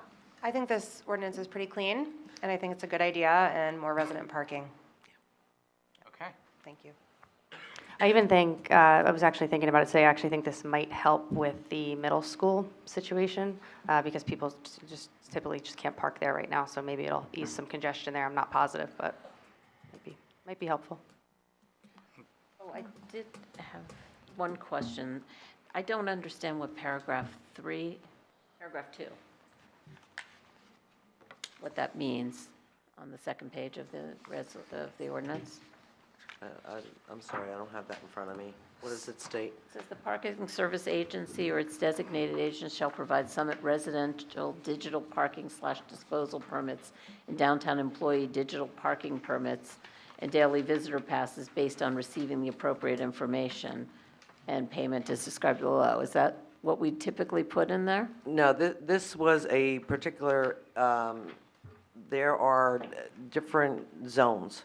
And a zone for a permanent lot is for a resident, they have to have a permit, and that's what that's for. It feels like there's something missing here, and then on the first page, the bottom of the first page, it talks about on-street overnight parking. Is this allowed to be parked on overnight? No, I don't, It feels like they're just pieces of things that don't belong in here, maybe. I apologize, but I don't have a copy of that on me, because it was just, Here's your memo. The bottom of page 1, 5, on-street overnight parking. The committee, do you guys have anything about? City Clerk, do you No. have the original ordinance? I gave Rita the copy. It's not, that's not the original, it's the, that she gave her the, I gave her the amendment that's being Yeah. heard Oh, tonight. okay. I don't have the original. That's what I'm asking, if we have the original one to compare it to. I just don't have it on me. it's just confusing, I don't know. yeah, there's no, it says restricted use, there's no on-street overnight parking allowed. Yeah, but why would it even have that in there, restricted on-street overnight parking? It's Because just- the codes within the regulations have that some, certain streets, you cannot park overnight on a street. But And it- Morris Avenue is one of them. So I just kept that as is. Uh-huh. It might, right, it's just confusing, because it's like, it's not clear what you're getting at. And then there's a paragraph 2. I think there's some stuff missing is the problem. But this was the original ordinance, correct? If This I is may, what was Council- passed Yeah, by yeah. council We in, can clean up the language, right? Council President, I don't know what if we're the cleaning up the ordinance language, yeah. doesn't reflect any sort of underline or strike-through, it's what is existing that's what currently it's in the code. existing. Right, Okay. And it's just in there to show context. right. Right, it just doesn't make sense in this context, but Yeah, that's, no. okay, that's fine. I just wanted to make sure it wasn't, that we weren't allowing overnight parking here. No, Okay. no. There isn't Okay. allowed on Morris Avenue in any part of town. Right, that's what I yeah. wanted to make sure of. Okay, Okay. thank you. I apologize for that. No, that's okay. Okay, I think we did council, right? Members of the public? Nope. Okay, one more time, council? Okay, we're gonna close this hearing. We're getting closer, guys. Okay, Madam Clerk, the next one, please. Okay. Ordinance number 23-3283, an ordinance amending the code, Chapter 7 Traffic, Section 7-8, Parking, subsection 7-8.5, parking time limited on certain streets. Okay, Councilmember Hamlin. Thank you, Council President. So in summary, this ordinance, in order to educate the public here, prior to COVID, our Parking Services Director and our council had approved to increase the meter fees within certain portions of Summit from 50 cents to $1. So this ordinance will make everything uniform. And the reason that we had not moved forward with that prior to this was simply because of COVID. So this will make all of the meters $1. I move this, I move that we open this ordinance up for hearing. And Rita, if I didn't explain that properly, you can give a quick summary, but that is my understanding, and it sounds like Council Member Miniger, I know you've been on the parking committee for a while, so you might even be able to chime in. And a second. Thank you. Okay. Members of council, hearing's open. Nope. Okay. Members of the public? Parking fee increase hearing? Okay. All right. That hearing is closed. Moving on to the last ordinance for hearing. Ordinance number 23-3284, an ordinance amending the code, Chapter 2, Administration, Section 2-69, Fees for Municipal Services, subsection 2-69.9, fees to be collected by the Parking Services Agency. Okay, Councilmember Hamlin. Yes, so in summary, the bagged meter prices will increase, so the bagged meters for private construction vehicles will be increased $5 to $30 per day, utility company vehicles from $20 to $25 per day, nonprofits for construction purposes $20 to $25, and dumpster permit fees will increase from $35 to $40.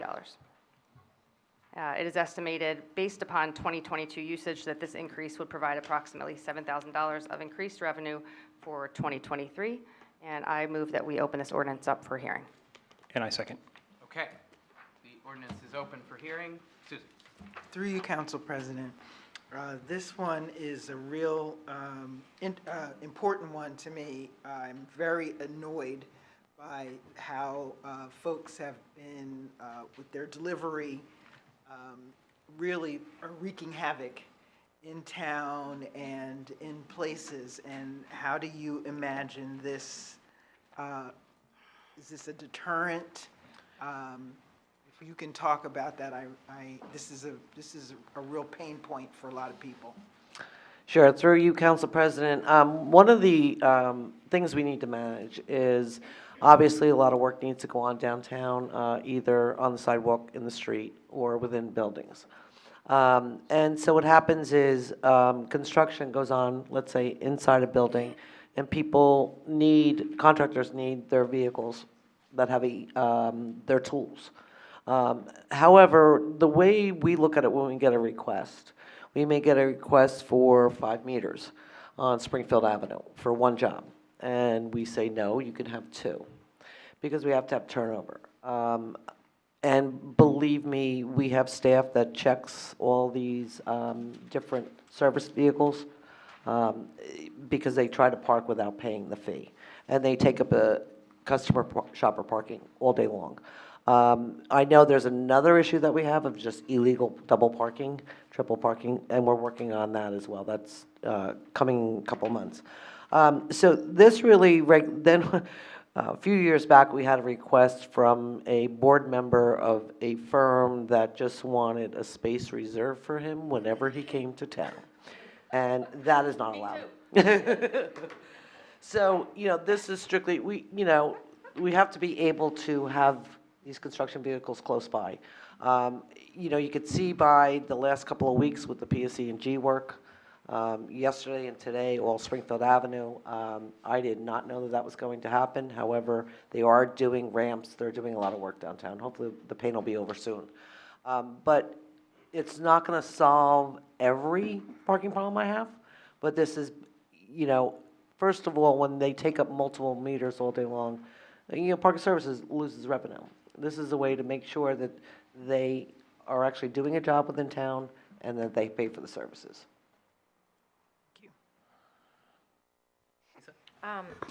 You don't want it to be cost prohibitive, but is this going to recoup the amount of money you lose every Yes. day on a parking spot? Yeah. So $30, $40, okay.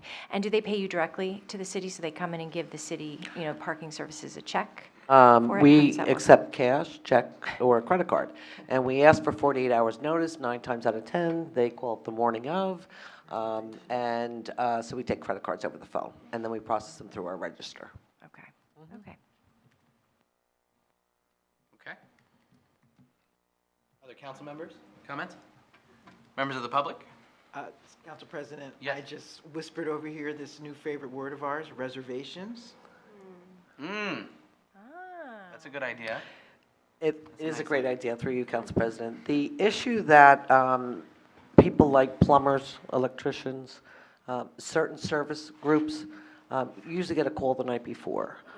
So it might be a little bit difficult. And then also, I don't know, but I can find out whether the reservation platform, because I'm also with the conference, I'm looking at curbside management, because here's an example.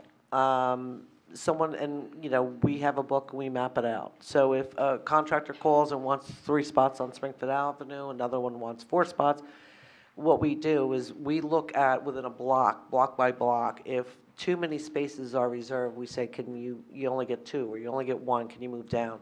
So that the businesses don't suffer for multiple days. And sometimes some of these construction projects within businesses last a long time. I know Walgreens, as an example, has been going on for a long time. So I can look into that, but the whole idea is that I'd have to have a map that would put in that curbside are already taken, that those spaces are already taken up. So it's a great idea, but 9 times out of 10, they're calling us when they're parking their vehicle and saying, hey, or they don't call us at all, and then we make them call our office and get the fee out of them. Gotcha, but letting the SDI help you with that and having the business owners who they're delivering to, help them be responsible will be something to think in the future. Thank you. Sure. Okay. Members of the public? Comments, questions? Okay, I think we're going to close this one as well. Okay, we're on to, sorry, I did, yeah. We're now on to ordinances for final consideration, so these are going to sound somewhat familiar. The first one, Madam Clerk. Ordinance number 23-3279, an ordinance amending the code, Chapter 7 Traffic, Section 7-25, regulations for the movement and the parking of traffic on municipal property and Board of Education property, subsection 7-25.2, municipal parking lot areas. Okay, Councilmember Hamlin. Yes, thank you, Council President. City Clerk, can I just ask a quick question? Sure. In order of efficiency and to move things along, do I need to repeat everything you just said? No, you can just say this ordinance number was just discussed, and you move for final adoption. Okay, so this ordinance was just discussed, and I'm moving it for final adoption. Very And I, good. and I second. All right, we have to take a roll call, right? Yes. Yes, Madam Clerk, roll call, please. Ms. Allen? Aye. Ms. Fox? Aye. Ms. Hairston? Aye. Ms. Hamlet? Aye. Dr. Levine? Aye. Mr. Miniger? Aye. President Vartan? Aye. The motion carries. We've got one down. On to the next one, Madam Clerk. Ordinance 23-3280, ordinance amending the code, Chapter 7 Traffic, Section 7-25, regulations for the movement and the parking of traffic on municipal property and Board of Education property, subsection 7-25.2, municipal parking lot areas. Okay, Councilmember Hamlin. Thank you, Council President. Having just closed this hearing a moment ago, I move this ordinance for final adoption. And I second. Okay, let's take a roll call, please. Ms. Allen? Aye. Ms. Fox? Aye. Ms. Hairston? Aye. Ms. Hamlet? Aye. Dr. Levine? Aye. Mr. Miniger? Aye. President Vartan? Aye. Thank you. The motion carries. And the next one, Madam Clerk. 23-3281, an ordinance amending the code, Chapter 7 Traffic, Section 7-8 Parking, subsection 7-8.5 Parking Time Limited on certain streets, and subsection 7-25.4 Regulations. Okay, Councilmember Hamlin. Thank you, Council President. Having just closed this hearing a few moments ago, I move this ordinance for final adoption. And I second. All righty, very good. A roll call, please. Ms. Allen? Aye. Ms. Fox? Aye. Ms. Hairston? Aye. Ms. Hamlet? Aye. Dr. Levine? Aye. Mr. Miniger? Aye. President Vartan? Aye. And the motion carries. Thank you very much. Next one, Madam Clerk. Ordinance 23-3283, an ordinance amending the code, Chapter 7 Traffic, Section 7-8 Parking, subsection 7-8.5 Parking, Time Limited on certain streets. Councilmember Hamlin. Thank you, Council President. Having just closed this hearing a few moments ago, I move this ordinance for final adoption. And I second. And a roll call, please. Ms. Allen? Aye. Ms. Fox? Aye. Ms. Hairston? Aye. Ms. Hamlet? Aye. Dr. Levine? Aye. Mr. Miniger? Aye. President Vartan? Aye. And the motion carries. Last one, Madam Clerk. 23-3284, an ordinance amending the code, Chapter 2 Administration, Sections 2-69 Fees for Municipal Services, subsection 2-69.9 Fees to be collected by the Parking Services Agency. Okay, Councilmember Hamlin. Thank you, Council President. Having just closed this hearing a few moments ago, I move this ordinance for final adoption. So, sorry, I second. Excellent. Roll call, please. Ms. Allen? Aye. Ms. Fox? Aye. Ms. Hairston? Aye. Ms. Hamlet? Aye. Dr. Levine? Aye. Mr. Miniger? Aye. President Vartan? Aye. And that motion carries as well. Okay. Thanks, everybody. Congratulations, Rita.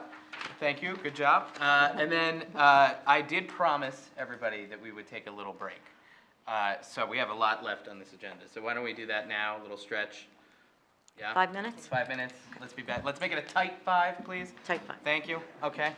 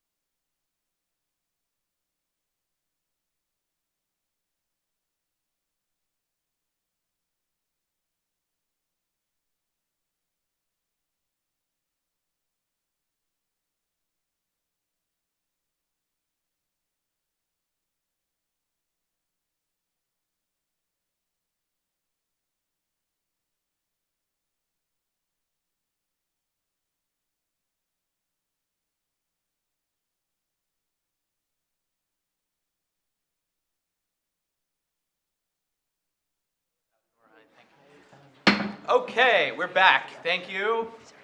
That was a good tight five. Now we have some ordinances for introduction.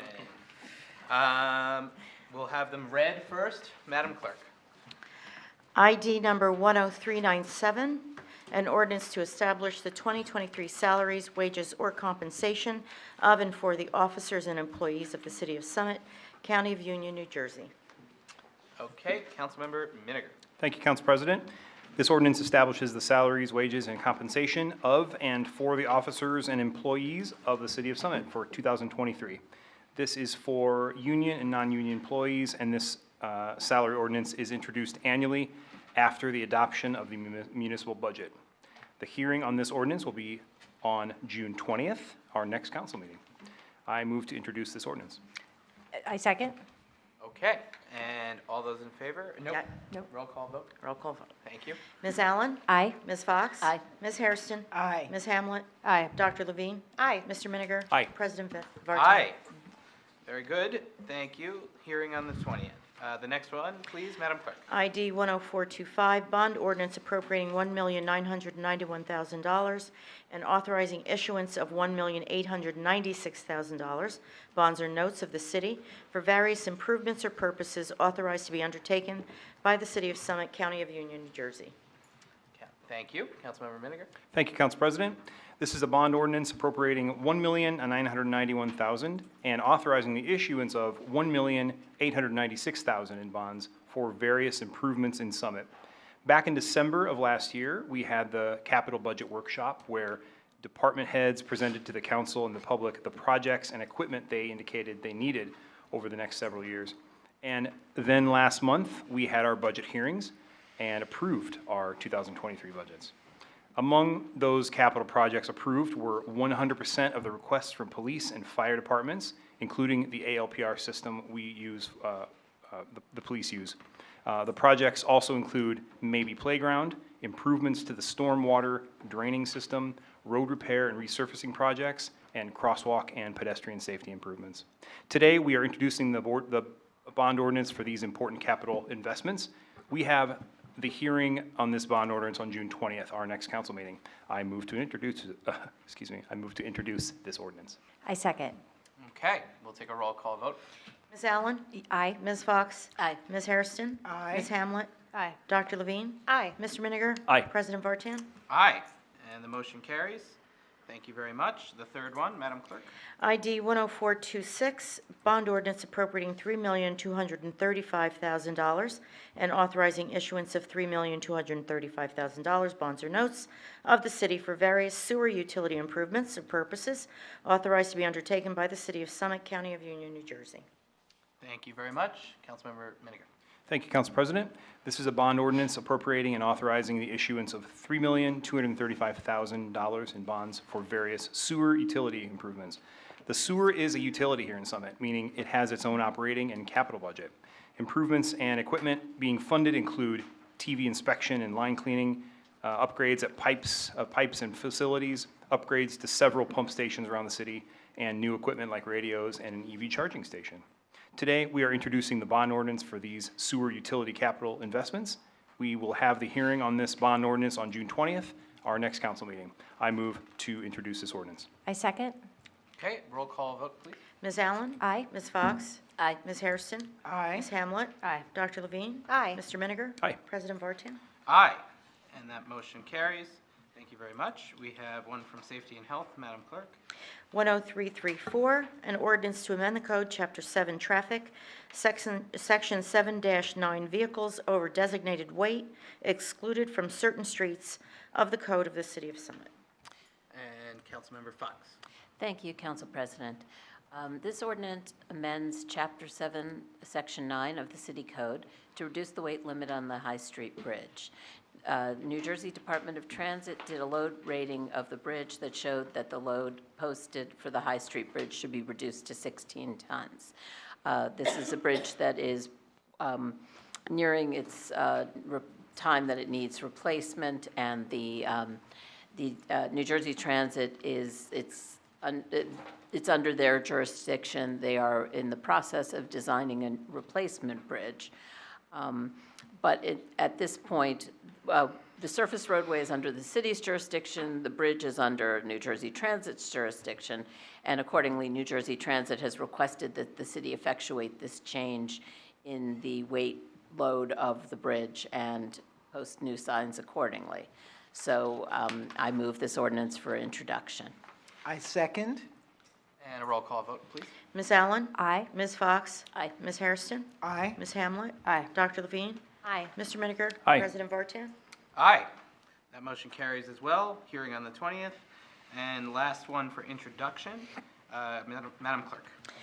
Number 10398, an ordinance to amend the code, Chapter 4, General Licensing, Section 4-5, Licensing of Peddlers and Solicitors, subsection 4-5.15, Charitable Solicitation, and subsection 4-5.17, Violations and Penalties. Okay, and this one is Councilmember Allen. Thank you, Council President. I'd like to introduce ordinance 10398. This ordinance amends the process of licensing and peddlers and solicitors downtown to streamline the process of permitting. Administrative changes include, but are not limited to, the permitting process is moving from the police department to the clerk's office. Charitable organizations will be required to display their credentials prominently on their tables, so passerbys know that they have obtained the proper documentation. Charitable organizations will be required to provide insurance and sign a hold harmless agreement. And if the charitable organization wants a permit for longer than 30 days, they will need to renew with with City Hall. The hearing is on June 20th, and I move this ordinance for introduction. I second. Okay, roll call vote. Ms. Allen? Aye. Ms. Fox? Aye. Ms. Hairston? Aye. Ms. Hamlet? Aye. Dr. Levine? Aye. Mr. Miniger? Aye. President Vartan? Aye. Excellent. Okay, thank you very much. We're on to the resolution section of the evening. We've got 3 from Finance. Councilmember Miniger. Thank you, Council President. This is number 10410, and this resolution authorizes salary increases for non-union employees who are due a step and/or longevity increase as of July 1st, 2023. I move to adopt this resolution. I second. Okay, comments from members of council? Nope. Comments from members of the public?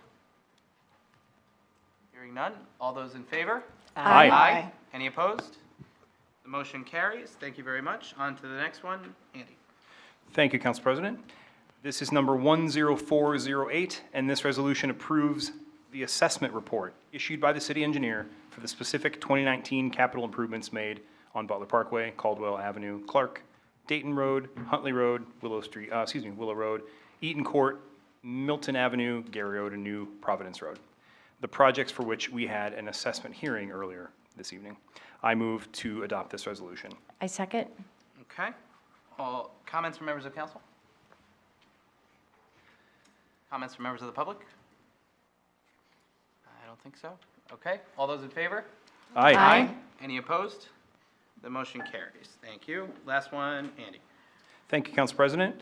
This is number 10409. Once again, dealing with the 2019 capital improvements made on those same streets listed in the last resolution. For the property owners who have a shared cost for the improvements to their property, they may pay their portion to the city over 10 years. This resolution authorizes the fixed interest rate of 3.72% on the unpaid portion of that individual assessment. This interest rate is the exact rate paid by the city on the bond issued for this capital project. I move to adopt this resolution. I second. Comments from members of council? I'll just say this is the last resolution like this in Summit history. So, good riddance. Bye-bye. I say. All right. Because, as I've explained before, right, we're no longer assessing homeowners for new sidewalks. When new sidewalks come in, it's going to be worked into the capital budget plan and shared cost by the city, and it'll be paid for through the capital budget plan and the subsequent bond ordinances related thereto. Okay, comments from members of the public? Okay, all those in favor? Aye. Aye. Any opposed? The motion carries. All right, moving on. We've got one from capital projects. Councilmember Levine. Thank you, Council President. Resolution number 10307 authorizes the execution of an agreement with New Providence to jointly pave Division Avenue. The municipal boundary separating New Providence and Summit is in the middle of Division Avenue. The northbound or east side of Division Avenue is owned by Summit, while the southbound or west side is owned by New Providence.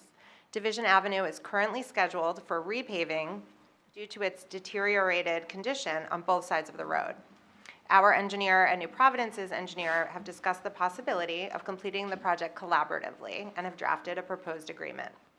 In this agreement, each municipality will fund only the work that falls within their respective boundary, while any soft costs, such as engineering or inspection services, will be split equally. The city maintains an excellent working relationship with that team at New Providence, and together the efforts will be coordinated. Currently, the city has draft plans prepared, and upon completion of planning the project, a notice will be sent to all residents to view the plans online. It is anticipated that the project will take place in the fall of this year. I move to adopt this resolution. I second. Okay, comments from members of council? Comments from members of the public? Okay, all those in favor? Aye. Any opposed? The motion carries. We've got a couple from Law and Labor. Councilmember Hairston. Thank you, Council President. I'm introducing resolution number 10370 to do this annual process of renewing licenses for the 2023-2024 year. And we have provided notification of all 21 liquor licenses holders within the city of Summit that the renewal period has opened. And each of the liquor license holders had to successfully renew their licenses, and the following steps are required. They have to complete an online application and submit payments to the Division of the Alcohol Beverage Control, otherwise known as ABC. The submit payment to the City of Summit for the plenary retail consumption is $2,400. For the plenary retail distribution is $1,980, and for those that are clubs is $180. There's a tax clearance certificate that is issued to the city clerk's office from the State Division of Taxation for each liquor license, and upon all of those being completed, the council must approve those. And so I ask for approval of this resolution 10370. Do we have a second? Second? Okay, all those in favor? Aye. Wait. Oh, no, I forgot to ask. Comments? Comments? Nope. Nobody? Comments from members of the public? Sorry. Okay. Well, we voted on that one. It's approved. Sorry, do it everybody. again, just Sorry, so you- everybody. It's approved. It's approved. Okay, the second one, I'm sorry. Councilmember Hairston. Thank you, Council President. I'm reading the resolution for ID 10417, which is to grant a person-to-person liquor license transfer from the Summit Suburban Hotel to 570 Springfield Avenue operations. And this is on behalf of the owner of the 570 Springfield Avenue operations, has requested a liquor license transfer, which is solely owned by LMH Holdings. They are qualified to receive this license and have undergone all of the standards under Title 33, and I recommend this resolution be transferred to the new owner of the license as listed. And so that is asking for approval of Resolution 10417. And a second? A second. Comments from members of council? Comments from members of the public? Okay, all those in favor? Aye. Any opposed? The motion carries. Thank you very much. Okay, we're on to one of them from Community Programs and Parking Services. Councilmember Hamlet. Thank you, Council President. This resolution, ID 10327, which will approve the Park Mobile non-resident commuter parking reservation platform. This will increase the parking fee for this group from $12 to $13 and will include a $1.95 Park Mobile convenience fee. I move to adopt this resolution. And I second. Okay, comments from members of council? Comments from members of the public? All those in favor? Aye. Any opposed? The motion carries. Okay, we've got a few from Safety and Health. Councilmember Fox. Thank you, Council President. First resolution authorizes the lease purchase of a fire engine from a national purchasing cooperative. This engine will replace a 27-year-old engine that is no longer serviceable. The purchase price is $745,020, payable in 10 annual payments of $95,095.71. The lease costs will be paid from the city's operating budget for the next 10 years, starting in 2024. I move this resolution. I second. Okay. Comments from members of council? I do have a quick question. Yeah. Will, through you, Council President, will this fire engine ever see the old building, or will it be solely in the new one? New only? New one. That's exciting. Coming in 2024, so. That's exciting. That's really exciting. Yeah. Yes? Thank you, Council President. I had, thank you, Tammy, for all your help today. I know I had about 14,000 questions on the packet. The one question that you answered for me, and I just want to make sure I'm clear on this. So the not-to-exceed amount of $745,000, once we finance that, it will be more than that, but that's totally legal and fine, correct? In the body of the resolution, in the title, I believe it designates the $745,020 Okay. plus lease costs. So they're incidental, they're not, it doesn't amount to very much. Okay. But I can't figure that out until we finish signing the agreement, so. Okay. And we can't sign the agreement until you Till we approve vote the on it. resolution. Okay. So. Very good. Thank you, and thanks for all your answers to all my questions today. And then just one question for the chief, which is, when you look at the warranties on different pieces of the equipment, I noticed that some of them have, even though we're leasing this for, we have 10 payments to make, right? The warranties on different pieces of the equipment are, like, I think I saw the warranty for, the engine is 5 years, but the anti-lock brake system is 3 years, and the chassis, the workmanship is 2 years. So I was just trying to understand from a 10-year lease perspective, can you get like a 10-year, like a, you know? Yeah, for you, Council President. Yeah, the typical, when the engines are custom built, so certain, like the drivetrain has their own warranty than the engine. So there are a bunch of warranties because the truck's custom built, and there's a variety of different companies that build the engine. So we usually get a 5-year extension on them. You have to pay for that, but really anything after that is not worth the money to get anything beyond that. And then, so this is a municipal lease, so we'll end up buying this at the end? Excuse me? We will end up buying this? Yes, at the end of the lease, yeah. Okay. Yeah, Lease we to own own. it. Lease to At the end It's of the lease, lease we to have own, own the so, vehicle. Yeah. so Chief, it means that we pay the 10 payments of 95,000 and we own it. Yes.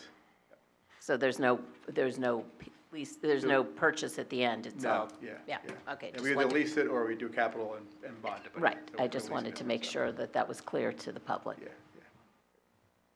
Thank you. Very good. Other comments, members of council? Comments from the public? Okay, all those in favor? Aye. Any opposed?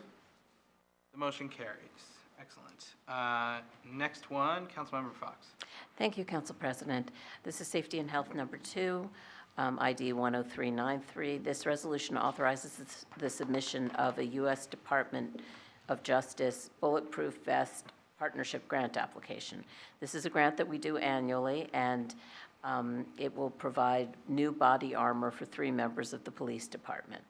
This funding request is for $2,272.20 and requires an equal match. I move this resolution. I second. Okay, comments from members of council? Comments from members of the public? All those in favor? Aye. Aye. Any opposed? The motion carries. Thank you. Number 3, Marjorie. Thank you, Council President. This is Safety and Health number 3, ID 10430. This resolution authorizes the submission of the Emergency Management Agency Assistance Grant application through the New Jersey Office of Emergency Management. And this grant, which is based on the 2022 performance of the city's Office of Emergency Management, will provide funding for the planning exercises and training. This funding request is for $10,000 with no match, and I move this resolution. I second. Okay. Comments from members of council? Yes. Council President, through you, I just want to acknowledge the being so thoughtful, and as we experience this really strange smoke and what's coming down from the fires, and I just appreciate our chiefs being so proactive and staying on top of federal legislation that are providing dollars for this through our states, and then you all going through the hard work with our company that does the grant applications with you. And so it's moments like, you know, today that I am grateful to know that we're thinking about those, very proactive. So thank you for pursuing this. Thank you. And thanks too to Joe Hauk, our Absolutely. OEM coordinator Absolutely. as well. Absolutely. Any other comments from council? Comments from the public? Okay, all those in favor? Aye. Aye. Any opposed? Motion carries. Last one, Councilmember Fox. Thank you, Council President. This is Safety and Health ID 10262. This resolution authorizes the enforcement of Title 39 jurisdiction at Tyrconnell Park, which is a development that will be built at 565 Morris Avenue. This resolution would give the police department jurisdiction to enforce traffic regulations on private parking areas and roadways within this development. This was a requirement of the zoning board approval that they apply for this jurisdiction, and it will improve public safety. It does not obligate the police to patrol the property, but rather allows for enforcement if needed. I move this resolution. And I second it. Okay, comments from members of council? I have a question, Yes. actually. It might be for the chief. Does granting Title 39 jurisdiction in any way create a scenario where police would deviate from their usual patrols and their work? And would we be sharing with them our precious resource of our Summit Police Department in any way? Okay. Thank you. So it's just giving you the ability to enforce traffic rules. It's Yeah. not Yeah, so for those watching. expanding, it's not another patrol. So for those watching at home, the answer from the chief was no. Okay. It doesn't. And my understanding is it's simply about access to the property for the police department to enforce if necessary. Susan? Through you, Council President, I just want to, thank you for asking that question, Councilmember Levine, and I just want to reinforce that these are the kinds of regulations that help the police force do planning that to stay on top of crime, and it is for them to, not have everybody every place, but they are allowed to be proactive and coordinate with others. So this is a good way.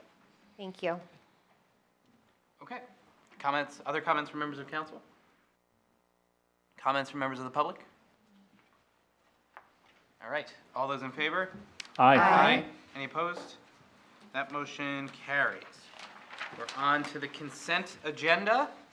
If anybody wants to pull something out, let me know now. Otherwise, we'll take a motion on the entire thing.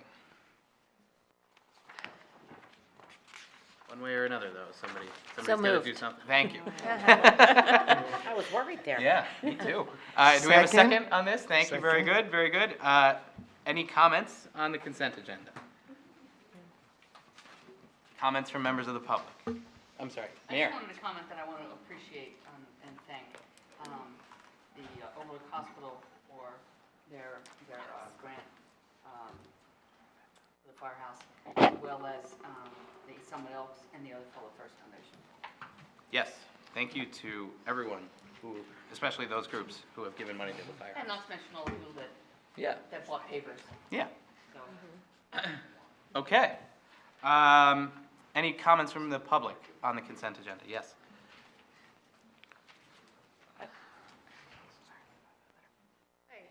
Dory Gagnon, 27 Bedford Road. I have a question. Community programs. This goes back a couple years, and nothing against Mark and the community department now, but I know that there was an issue with the finances and a question of where some finances were mishandled. I am curious about how much is being spent on events. And in regards to where funds are being allocated here, because I've, and this will go into my public comment in a little bit. But we have a lot of events here, which is great on the Village Green, but I would like to see a breakdown somehow, some way. I know he's not here to discuss this, but how much our events are costing, how much our sponsorships are. We have a lot of events during the summer and stuff. If there's a way to see where our spending is going, where our sponsorships are, if that's possible, if there's a way to see that. I also would like to see, the Asian American event and the Juneteenth celebration. Are they actual celebrations? Because I was really disappointed in the Pride celebration. To me, that wasn't a celebration at all. I would have liked to see a parade. I feel like our community did not come together. We did not celebrate the LGBTQ population at all. I feel like we could celebrate the people coming up in the Asian American and the Juneteenth events together and maybe get a little more community input from people and not take away what happened in the last week or two and have that ever happen again. So that's my feeling, and I really would like to learn from what happened and maybe next year have a parade. Think about that. Thank you. Just a reminder for the public, the money that's spent on community programs events like these that we have in the consent agenda come from sponsorships and from the Recreation Trust Fund and not from tax dollars. The money that is spent, however, is I believe in the municipal budget binder, correct, Michael? The breakdown is in the budget binder for the events, community program events? There's some costs that are allocated, like overtime, that you'll see in the budgets, but as far as like what's used out of the trust, that's not, you won't see that in the budget. Okay, Yeah. so that can be requested. Sure. That can be requested through the typical process. And then the other thing is typically with the AAPI event and the Juneteenth event, we've had planning committees of members of the community who have been involved. So I would encourage anyone who wants to see us do things different, we're more than happy to have people get involved and help with that. So yes, Delia. And I was just going to say, Ms. Gagnon, David Guida actually sent a recap of all the costs that are associated with all the events. So if you send an email or Rosemary, we can follow up with you and send you that information. Okay. Thank you. Other comments on the consent agenda, stuff that's on the consent agenda? Okay, let's vote on that. All those in favor? Aye. Any opposed? The consent agenda is approved. Okay, and now we're on to the public comment section. At this point in the meeting, council welcomes comments from any member of the public about issues that are not topics on tonight's business agenda. We're getting pretty late, so we're going to hold people to about 3 minutes, please. So we're open.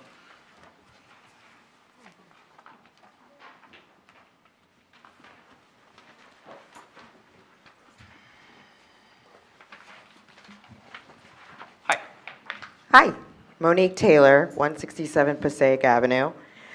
Last Friday, Summit had not one, but two outstanding Pride celebrations. neither which could be dampened by the downpour, nor the ugly voices that tried in vain to darken our collective rainbows. Thank you to our faith leaders, social justice activists, and allies who made sure that Summit had the pride events of which our town has become accustomed, and ensured that our children learn valuable lessons of love and inclusivity. I also want to thank Chief Zagorski and the Summit Police Department for providing safe and secure spaces for all of us, but especially for our LGBTQ+ community. And finally, to the City Council, thank you for not allowing hate to win.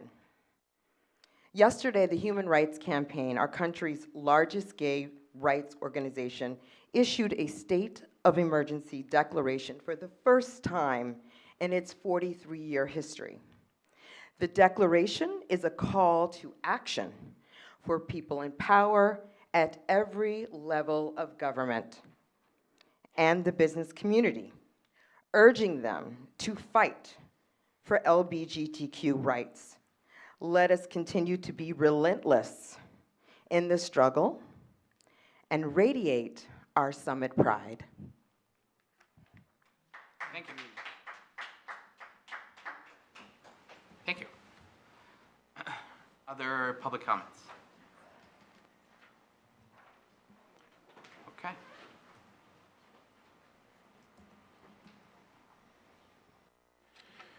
Hi, Bob Pulowski, 3 Crest Acre Court.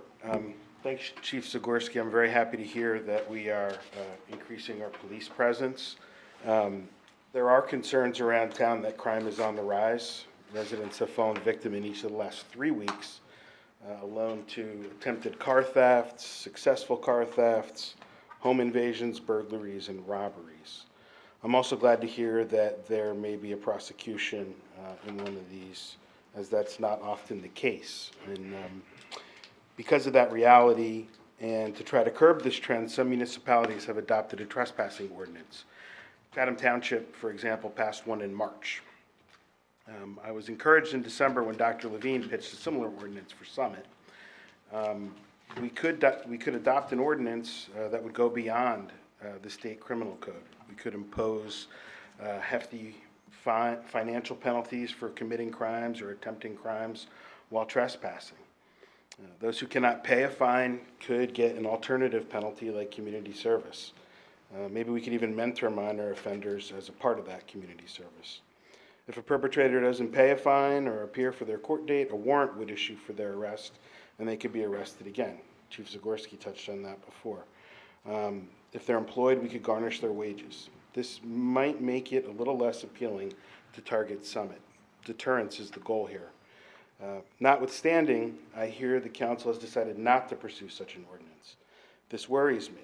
Residents have done such a good job locking their cars that the thieves have moved to our front doors and kitchen windows in some instances.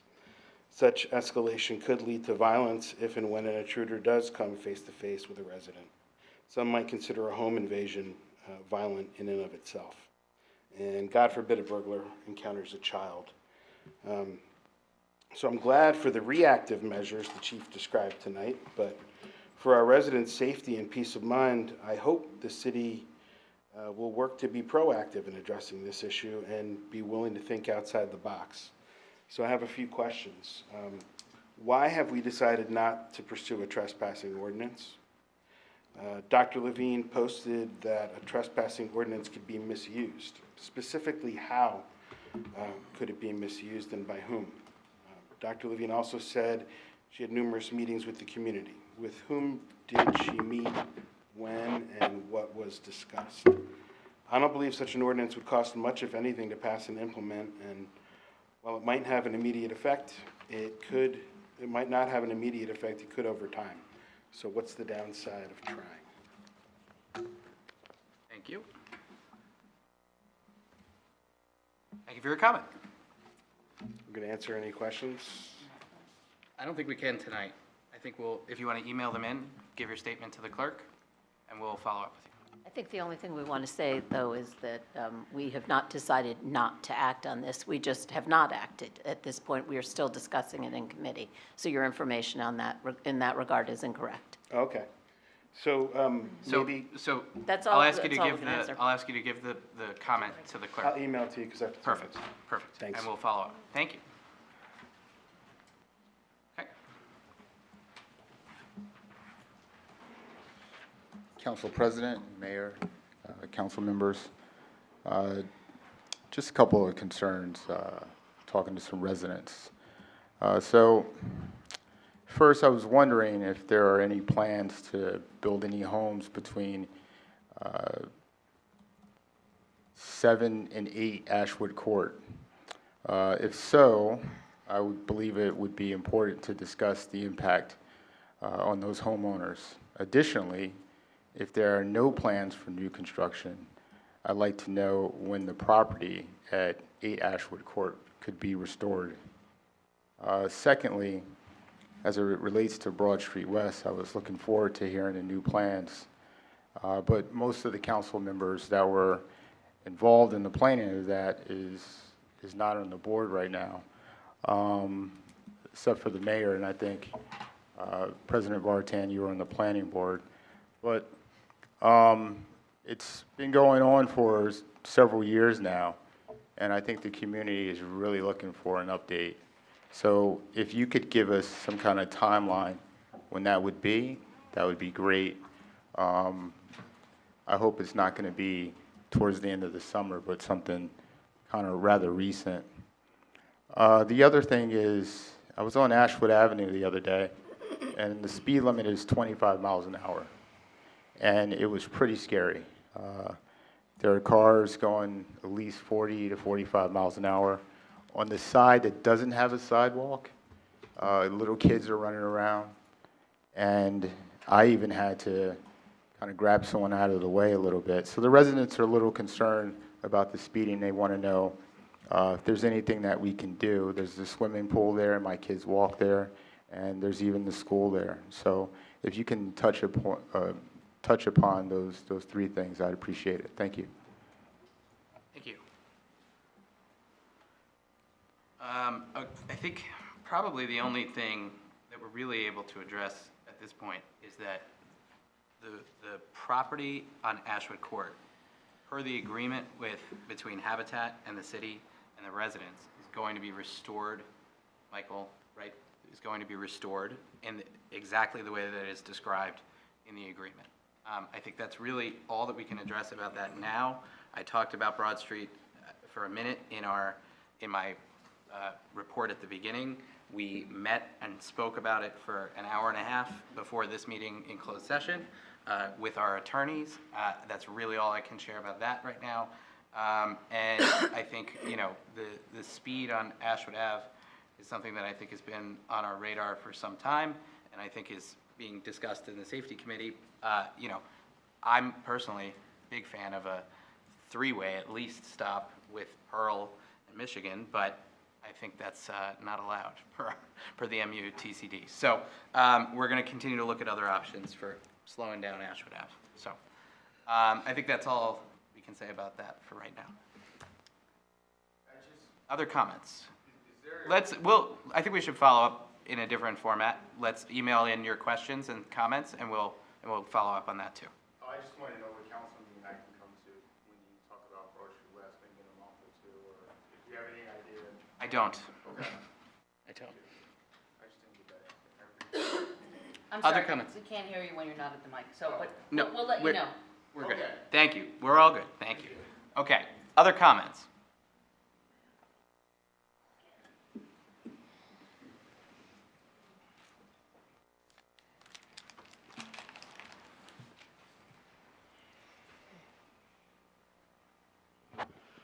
Hi, Tara Gagliano, 6 Asheville Court.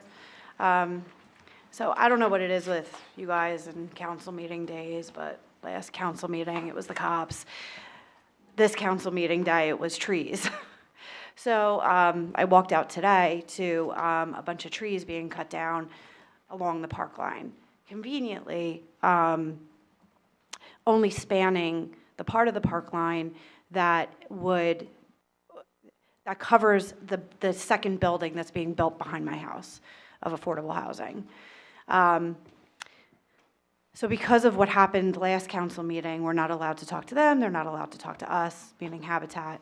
So I tried to reach out, no, I couldn't get in touch with anybody, so I was advised to call the cops to stop it and have some time. So the story I was told is, lo and behold, an arborist, I guess, came out, determined that conveniently those trees in that area were diseased or hazardous, which they shouldn't have been allowed to build so close to the embankment anyway.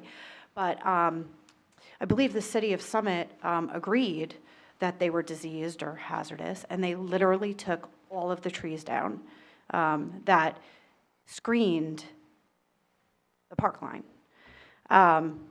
up to almost where my property line starts. So now, first of all, it looks horrible. Second of all, we've Oprah'd what the screening would look like, and we got no answers.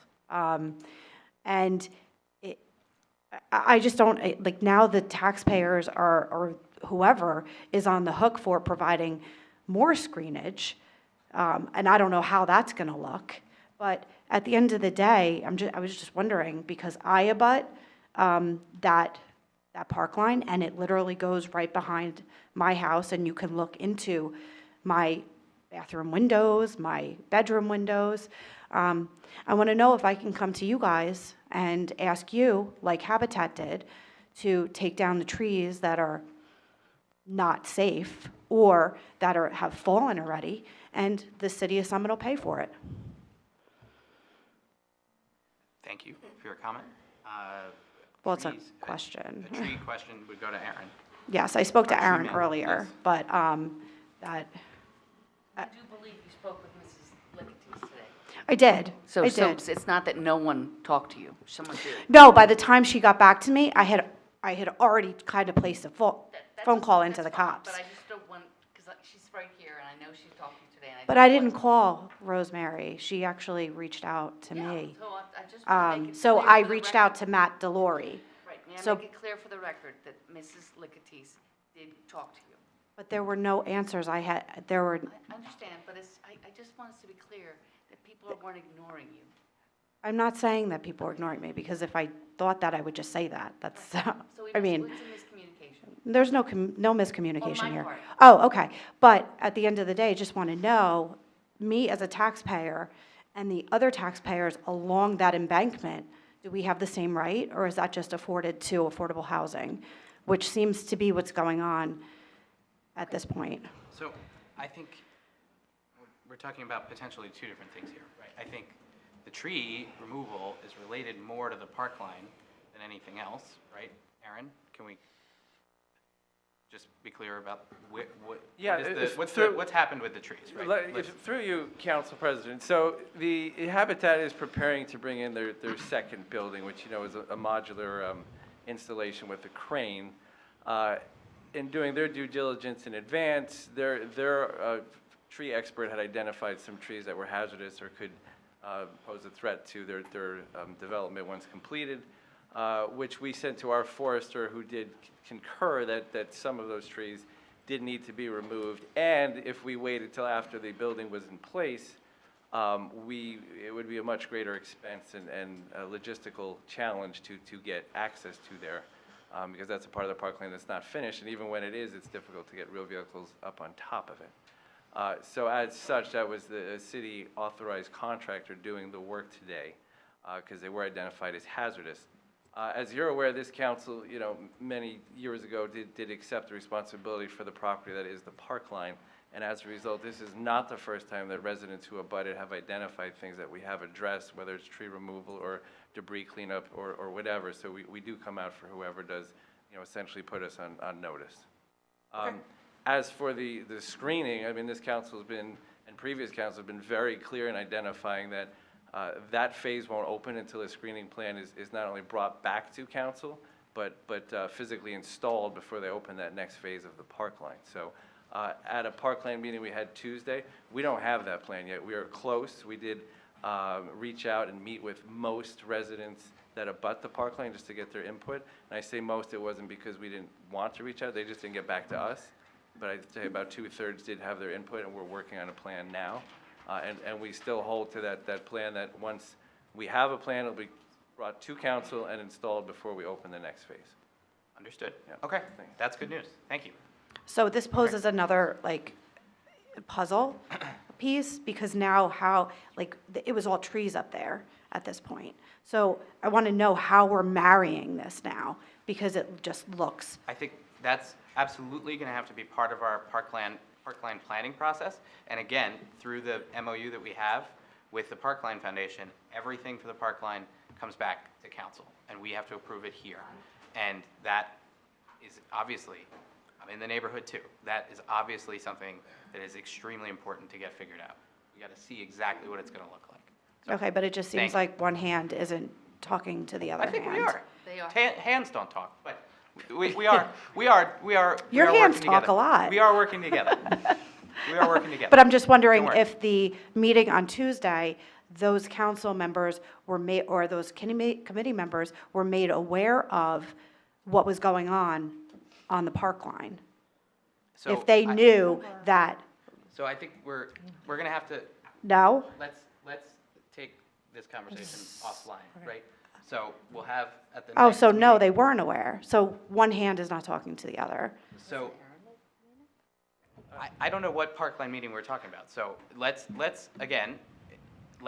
connect city staff, right? Because we're not going to be able to figure out tonight what the plan is going to be for the Parkline, right? So we're going to have to connect with city staff. Yes.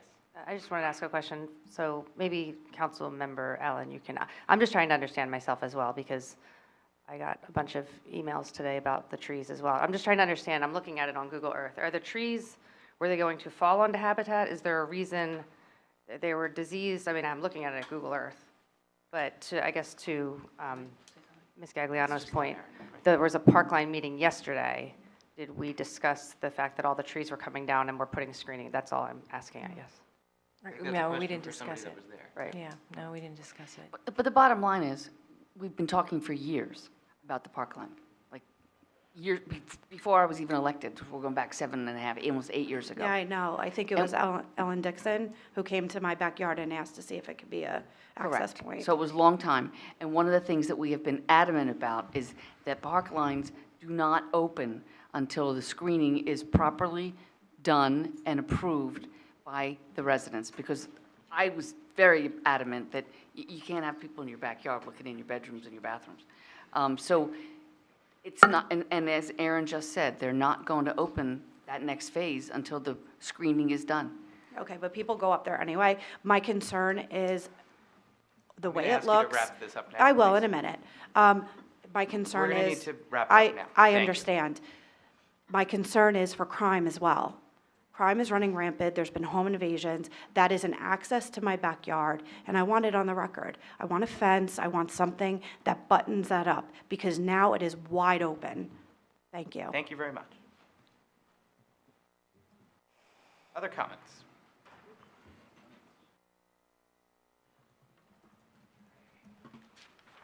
Hi, Dory Gagnon again. Okay, so kind of piggybacking onto what I said before. So a couple council meetings, maybe the last one, a resident came up and said, show me the facts about crime. And I was watching from home, and I was a little taken back by that, since it's been a topic that we've been talking about for a long time, about crime. My best friend's house was the house that got broken into a couple weeks ago. She was asleep with her 3 children, and her husband and her dogs, 2 dogs, mind you, when the people broke in through her back door. That's not the only attempt that has been at her home. She's had cars stolen. She's had cars attempted. She was just away and did not feel that she could leave her car there, so she left it at my home. So when this lady says, show me the facts, when a child or children are sleeping and somebody enters your home, I don't think what else we have to do as a community to say, we need to wake up. Now, my next door neighbor's house was broken into last year. Okay? Fact number 2. My friend's old house was broken into last week. Fact number 3. I don't know how many other facts I need to prove to this lady that there's crime here in this summit, okay, in our town. What I'm trying to say here is that we have a lot of additional resources that we're doing. And I asked Mr. Vartan on the Facebook Live what we can do to increase the police department. And he said he's going to rely on grants. Now, I don't want to rely on grants. I want to give the chief more police. I want more police out on the streets. I want to see more. I want to see more people protecting us. And I don't want to rely on a grant, Mr. Vartan. I'm sorry, but that's not acceptable to me. Okay? I put new security stuff. That's not what I said, Dory. Well, that's exactly what you said. You said we rely on grants for this and this and this. And what I'm asking for, and I would like a couple minutes to say, I would like more police presence. And I would like more police force. There used to be 52. I don't know how many there are now, but I am asking the chief of police if he could give us more police, and that's it, okay? So if we can relocate our resources within the city somehow, some way to get more police, I would appreciate it. And those are the facts. So thank you.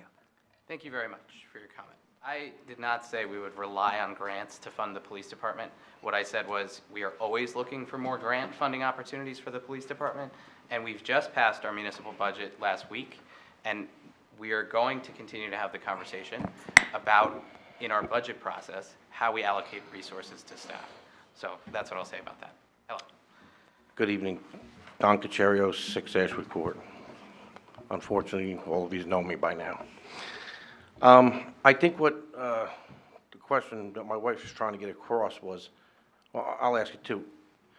Now that Summit has a park line, the park line, the embankment, is that Summit's responsibility? So for example, a tree falls from the embankment wherever across the park line. Is the Park Line Foundation responsible, or is that simply, like, does Public Works take care of it, you know, going forward? How is it maintained, the park line? Is that your only question? Basically, yeah. Okay. Aaron? If through you, Council President, the parkland will be the responsibility of the city, whether it's Public Works, contracted services, or if we, do something like the Bryant Park Conservancy has, is yet to be determined. For right now, the stretch we have is the city and its DPW. In this instance, we used a contractor just because it was more efficient. They have the equipment they needed to do it quickly. Okay, so, but that's just a temporary solution is what you're saying? That's permanent? Our agreements is that the city will maintain that through its perpetuity, so, yeah. Basically through taxes, Yeah. so to speak. So whatever needs to be done, weeds need to be trimmed, whatever may happen, some damage. Okay. Because behind my house, like my wife said, it's been like this probably for 50 years because it's an abandoned embankment. Right. There's brush, there's trees, and because it's an abandoned embankment, I might lean over the fence with my weed whacker a little bit to keep away from my fence, but, a lot of that could be cleaned up. And is that gonna be part of, because where you put screenage would obviously be where the people are gonna walk. But to plant whatever, a fence, trees, or whatever, some of that's gonna have to be cleaned up, so I assume that's what the plan is. It would seem logical. I don't. Yes, yeah, I think that's probably likely. I don't know. I'm not a landscape kind of person, so I don't know. Is that what they're talking about? Is like that does anybody know? Is that like? Through you, Council President, I don't know about the embankment per se. I would say one thing is it is a deterrent if you don't fully clear it out. Like you would, in my opinion, I wouldn't want to fully clear it out because it helps keep, protection between you and the park line. But I would say that the screening portion of it would be on the top of the embankment, and that is what has to come back to council. So we haven't seen a plan for that yet. It'll include fencing and trees and so forth. So once that plan is, we can view it. The Parkline Committee will come together and talk about it, and I assume, Director Ch, you can correct me if I'm wrong, but then it'll come back to council. So I don't know how we would handle the embankment, but one, you shouldn't have any trees that, if there's trees that are dead, I would think that we'd want to get rid of them as a city. Well, the reason I'm asking is because, in the past, like I said, it's an abandoned embankment for years. So I was president of the Italian American Club for 14 years. And for years, dead trees would fall into the lot. and I would just have my guys or somewhere, I go out and cut it up with a chainsaw, because it really wasn't the city's responsibility, so to speak, back then. So my question is, like now, let's say, not that's gonna happen, there's a tree, a storm comes, boom, it falls. Does it call the city? Will the city be maintaining it now that that's a park line? That's my understanding, yeah. Okay. And see-click fix would be the way to do that. Oh, okay. And, through you, Council President, I know Councilmember Fox can detail, because I remember my first coming on council. I was like, what is this arborist? Why does someone have this? And come to find out, one of the most important positions that residents can call and have their trees evaluated.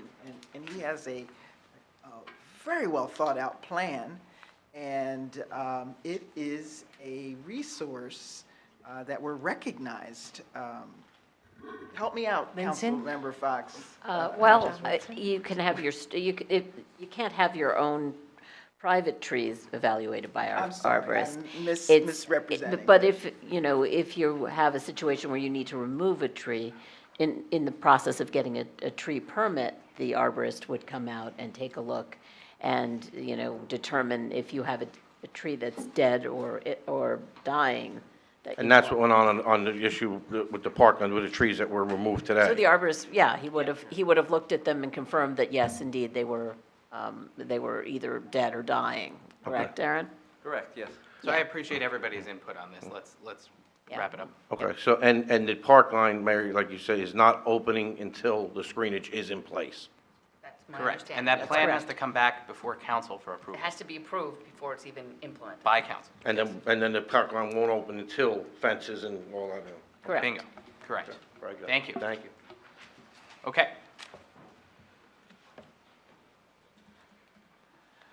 No.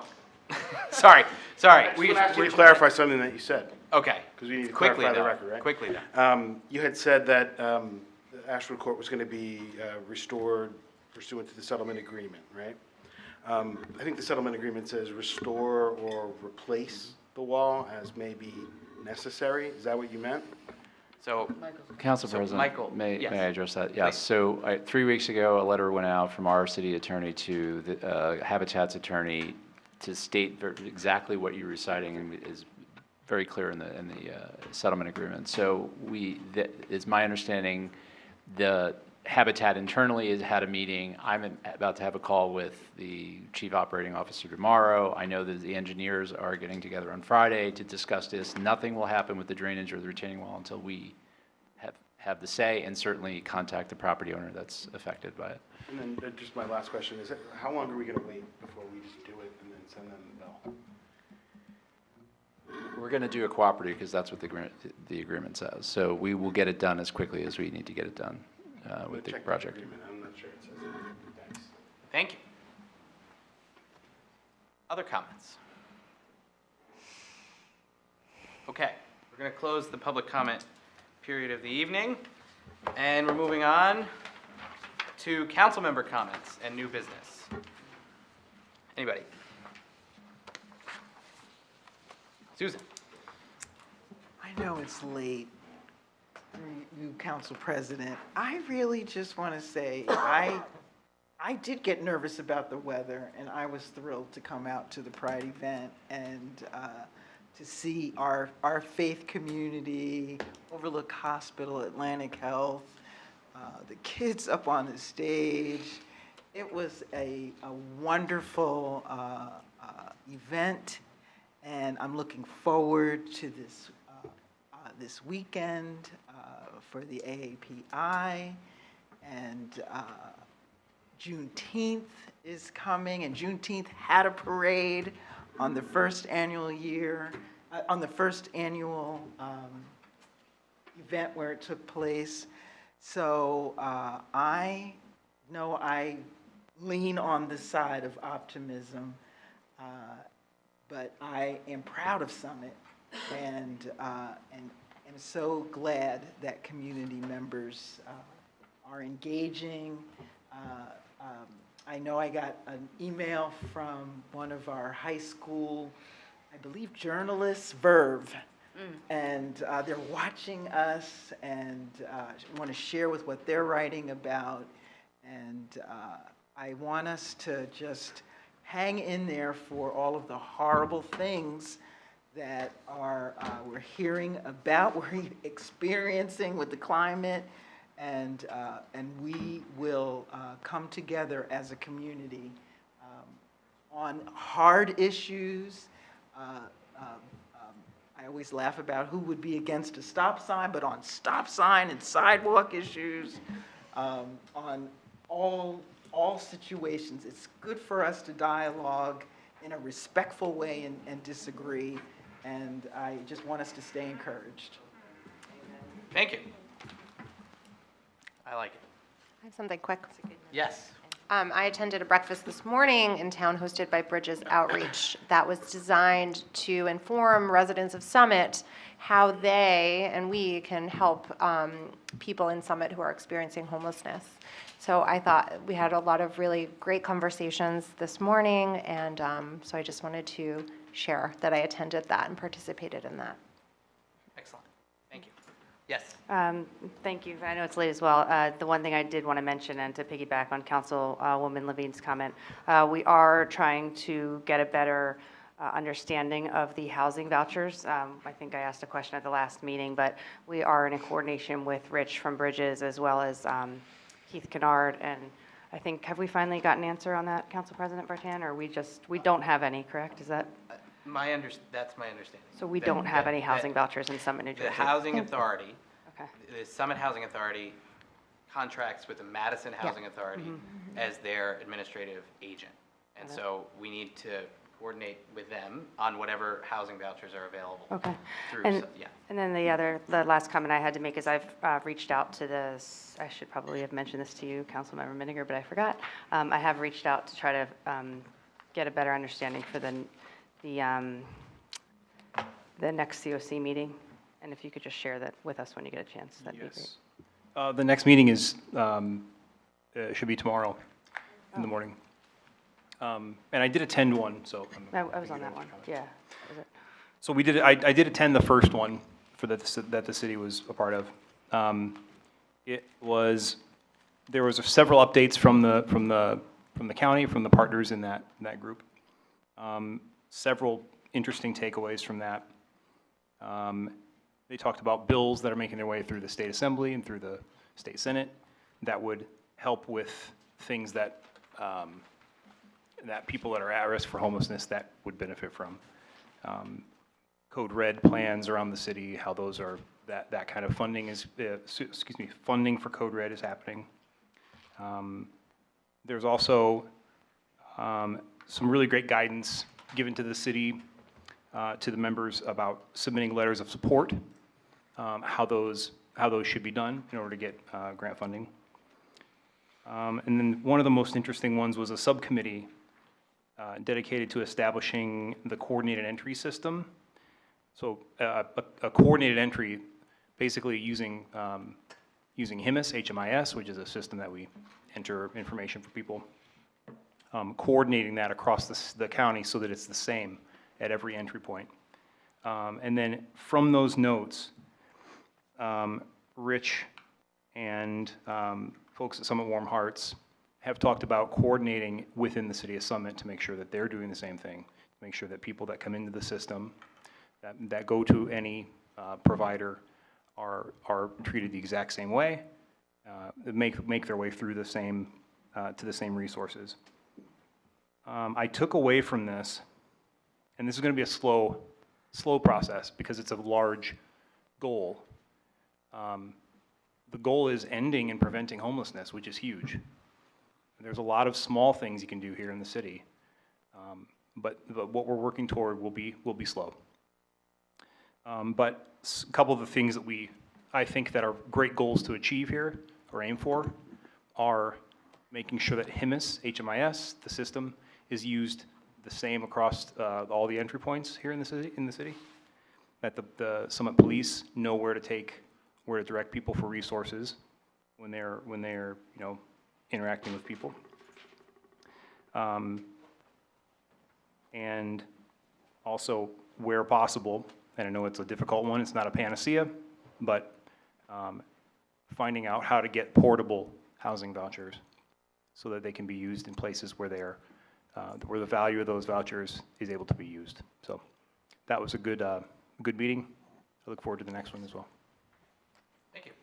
I attended that meeting as well, Delia. I know did. we I was were- on it as we were- well. I saw Yeah. there was a great deal of Summit people on there, and I'm so glad you raised it because I really wanted to understand what's the intent, what are we trying to do here, and I was overjoyed.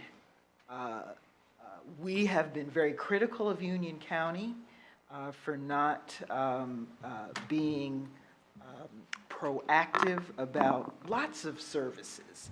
But in this one, they are pulling folks together, and any of you all who work, you know collaboration is the hardest thing because you have self-interest, and to have watched these organizations from different parts of the county sharing information and being helpful, that's exactly what we heard from Amanda, from Grace.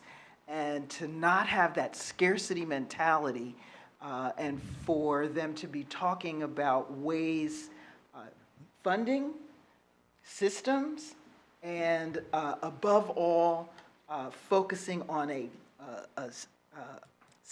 safety net level of care. People don't want to go to shelters and whatnot because they're afraid, and they're saying, okay, we have to figure out how to make sure that there is a standard, I guess is what. And so that is, it's hard to do, and for resources that have not previously been available to now be available. And we have to challenge and make it better. Summit is always going to make it better. And we will help move the nation, move the state of New Jersey, move the county to be better about how you treat everybody. And, but I know it'll be, like you said, it's going to be a long road. And to allow them to get it right, because it was I was like, who's there? I always like to know who's in the room. And of course, it was bureaucrats and who are people I love, and the activist organizations, all different types. I know you're ready to go. Sorry, but We got a couple more. I know. Couple more comments but over here. It was good. Real fast, I just wanted to let everybody know who's here and listening or watching. Chief and I were on the phone today, and because of this dire air quality situation, our patrol officers are talking to anyone that they see who is living unsheltered today, and telling them asking them if they want to go to someplace that is sheltered. And there is shelter tonight at St. John's and tomorrow during the day at Beacon United. So our police know that, and they're focused on it tonight. So I just wanted, in case anyone's wondering, so. And that's great news, and I just wanted to follow up. I also attended the Bridges breakfast this morning, and I was really heartened to hear that that actually the numbers of unsheltered people in Summit has gone down since our peak, which is good. They reported 25 people right now, 20 of whom are engaging with Bridges in some way or another, 17 of whom who are actually going through case management, 3 others who show up but are not really engaged in case management. So that's a really positive thing. I think this is something that with coordination, with hard work, and coordination with the county and working with the COC, CEAS, we could actually get to functional zero in Summit.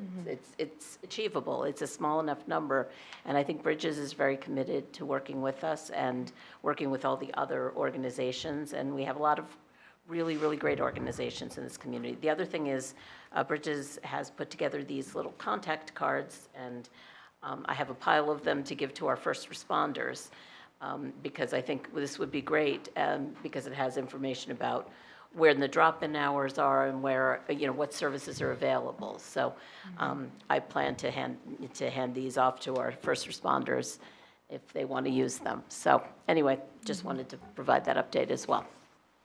Just want to make a really quick observation that there's not a member on this table who isn't personally actively engaged in helping to find solutions to this problem. And each of us is working. We're working together, and we're also working on some separate paths, but are very actively engaged. And that's just what you're hearing offhandedly at the end of a long evening of meetings, how important this is to all of us and how serious it is. Thank you. Just Yeah. one final question, Rosemary. The one question I have is tomorrow's meeting, is it actually an open public meeting? Like, can members of the public attend if they want to? I think we've asked that question, haven't received an answer. I posed the question to the county, but I've not had a response. Okay. They said that they had to speak to their legal counsel. Okay, thank you. Thank you. I think that's it, right? Council? We need a Okay. motion. We need a motion, though, to adjourn. So moved. Second. Okay, all those in favor? Aye. Any opposed? We are adjourned. Thank you very much. So at the Pride event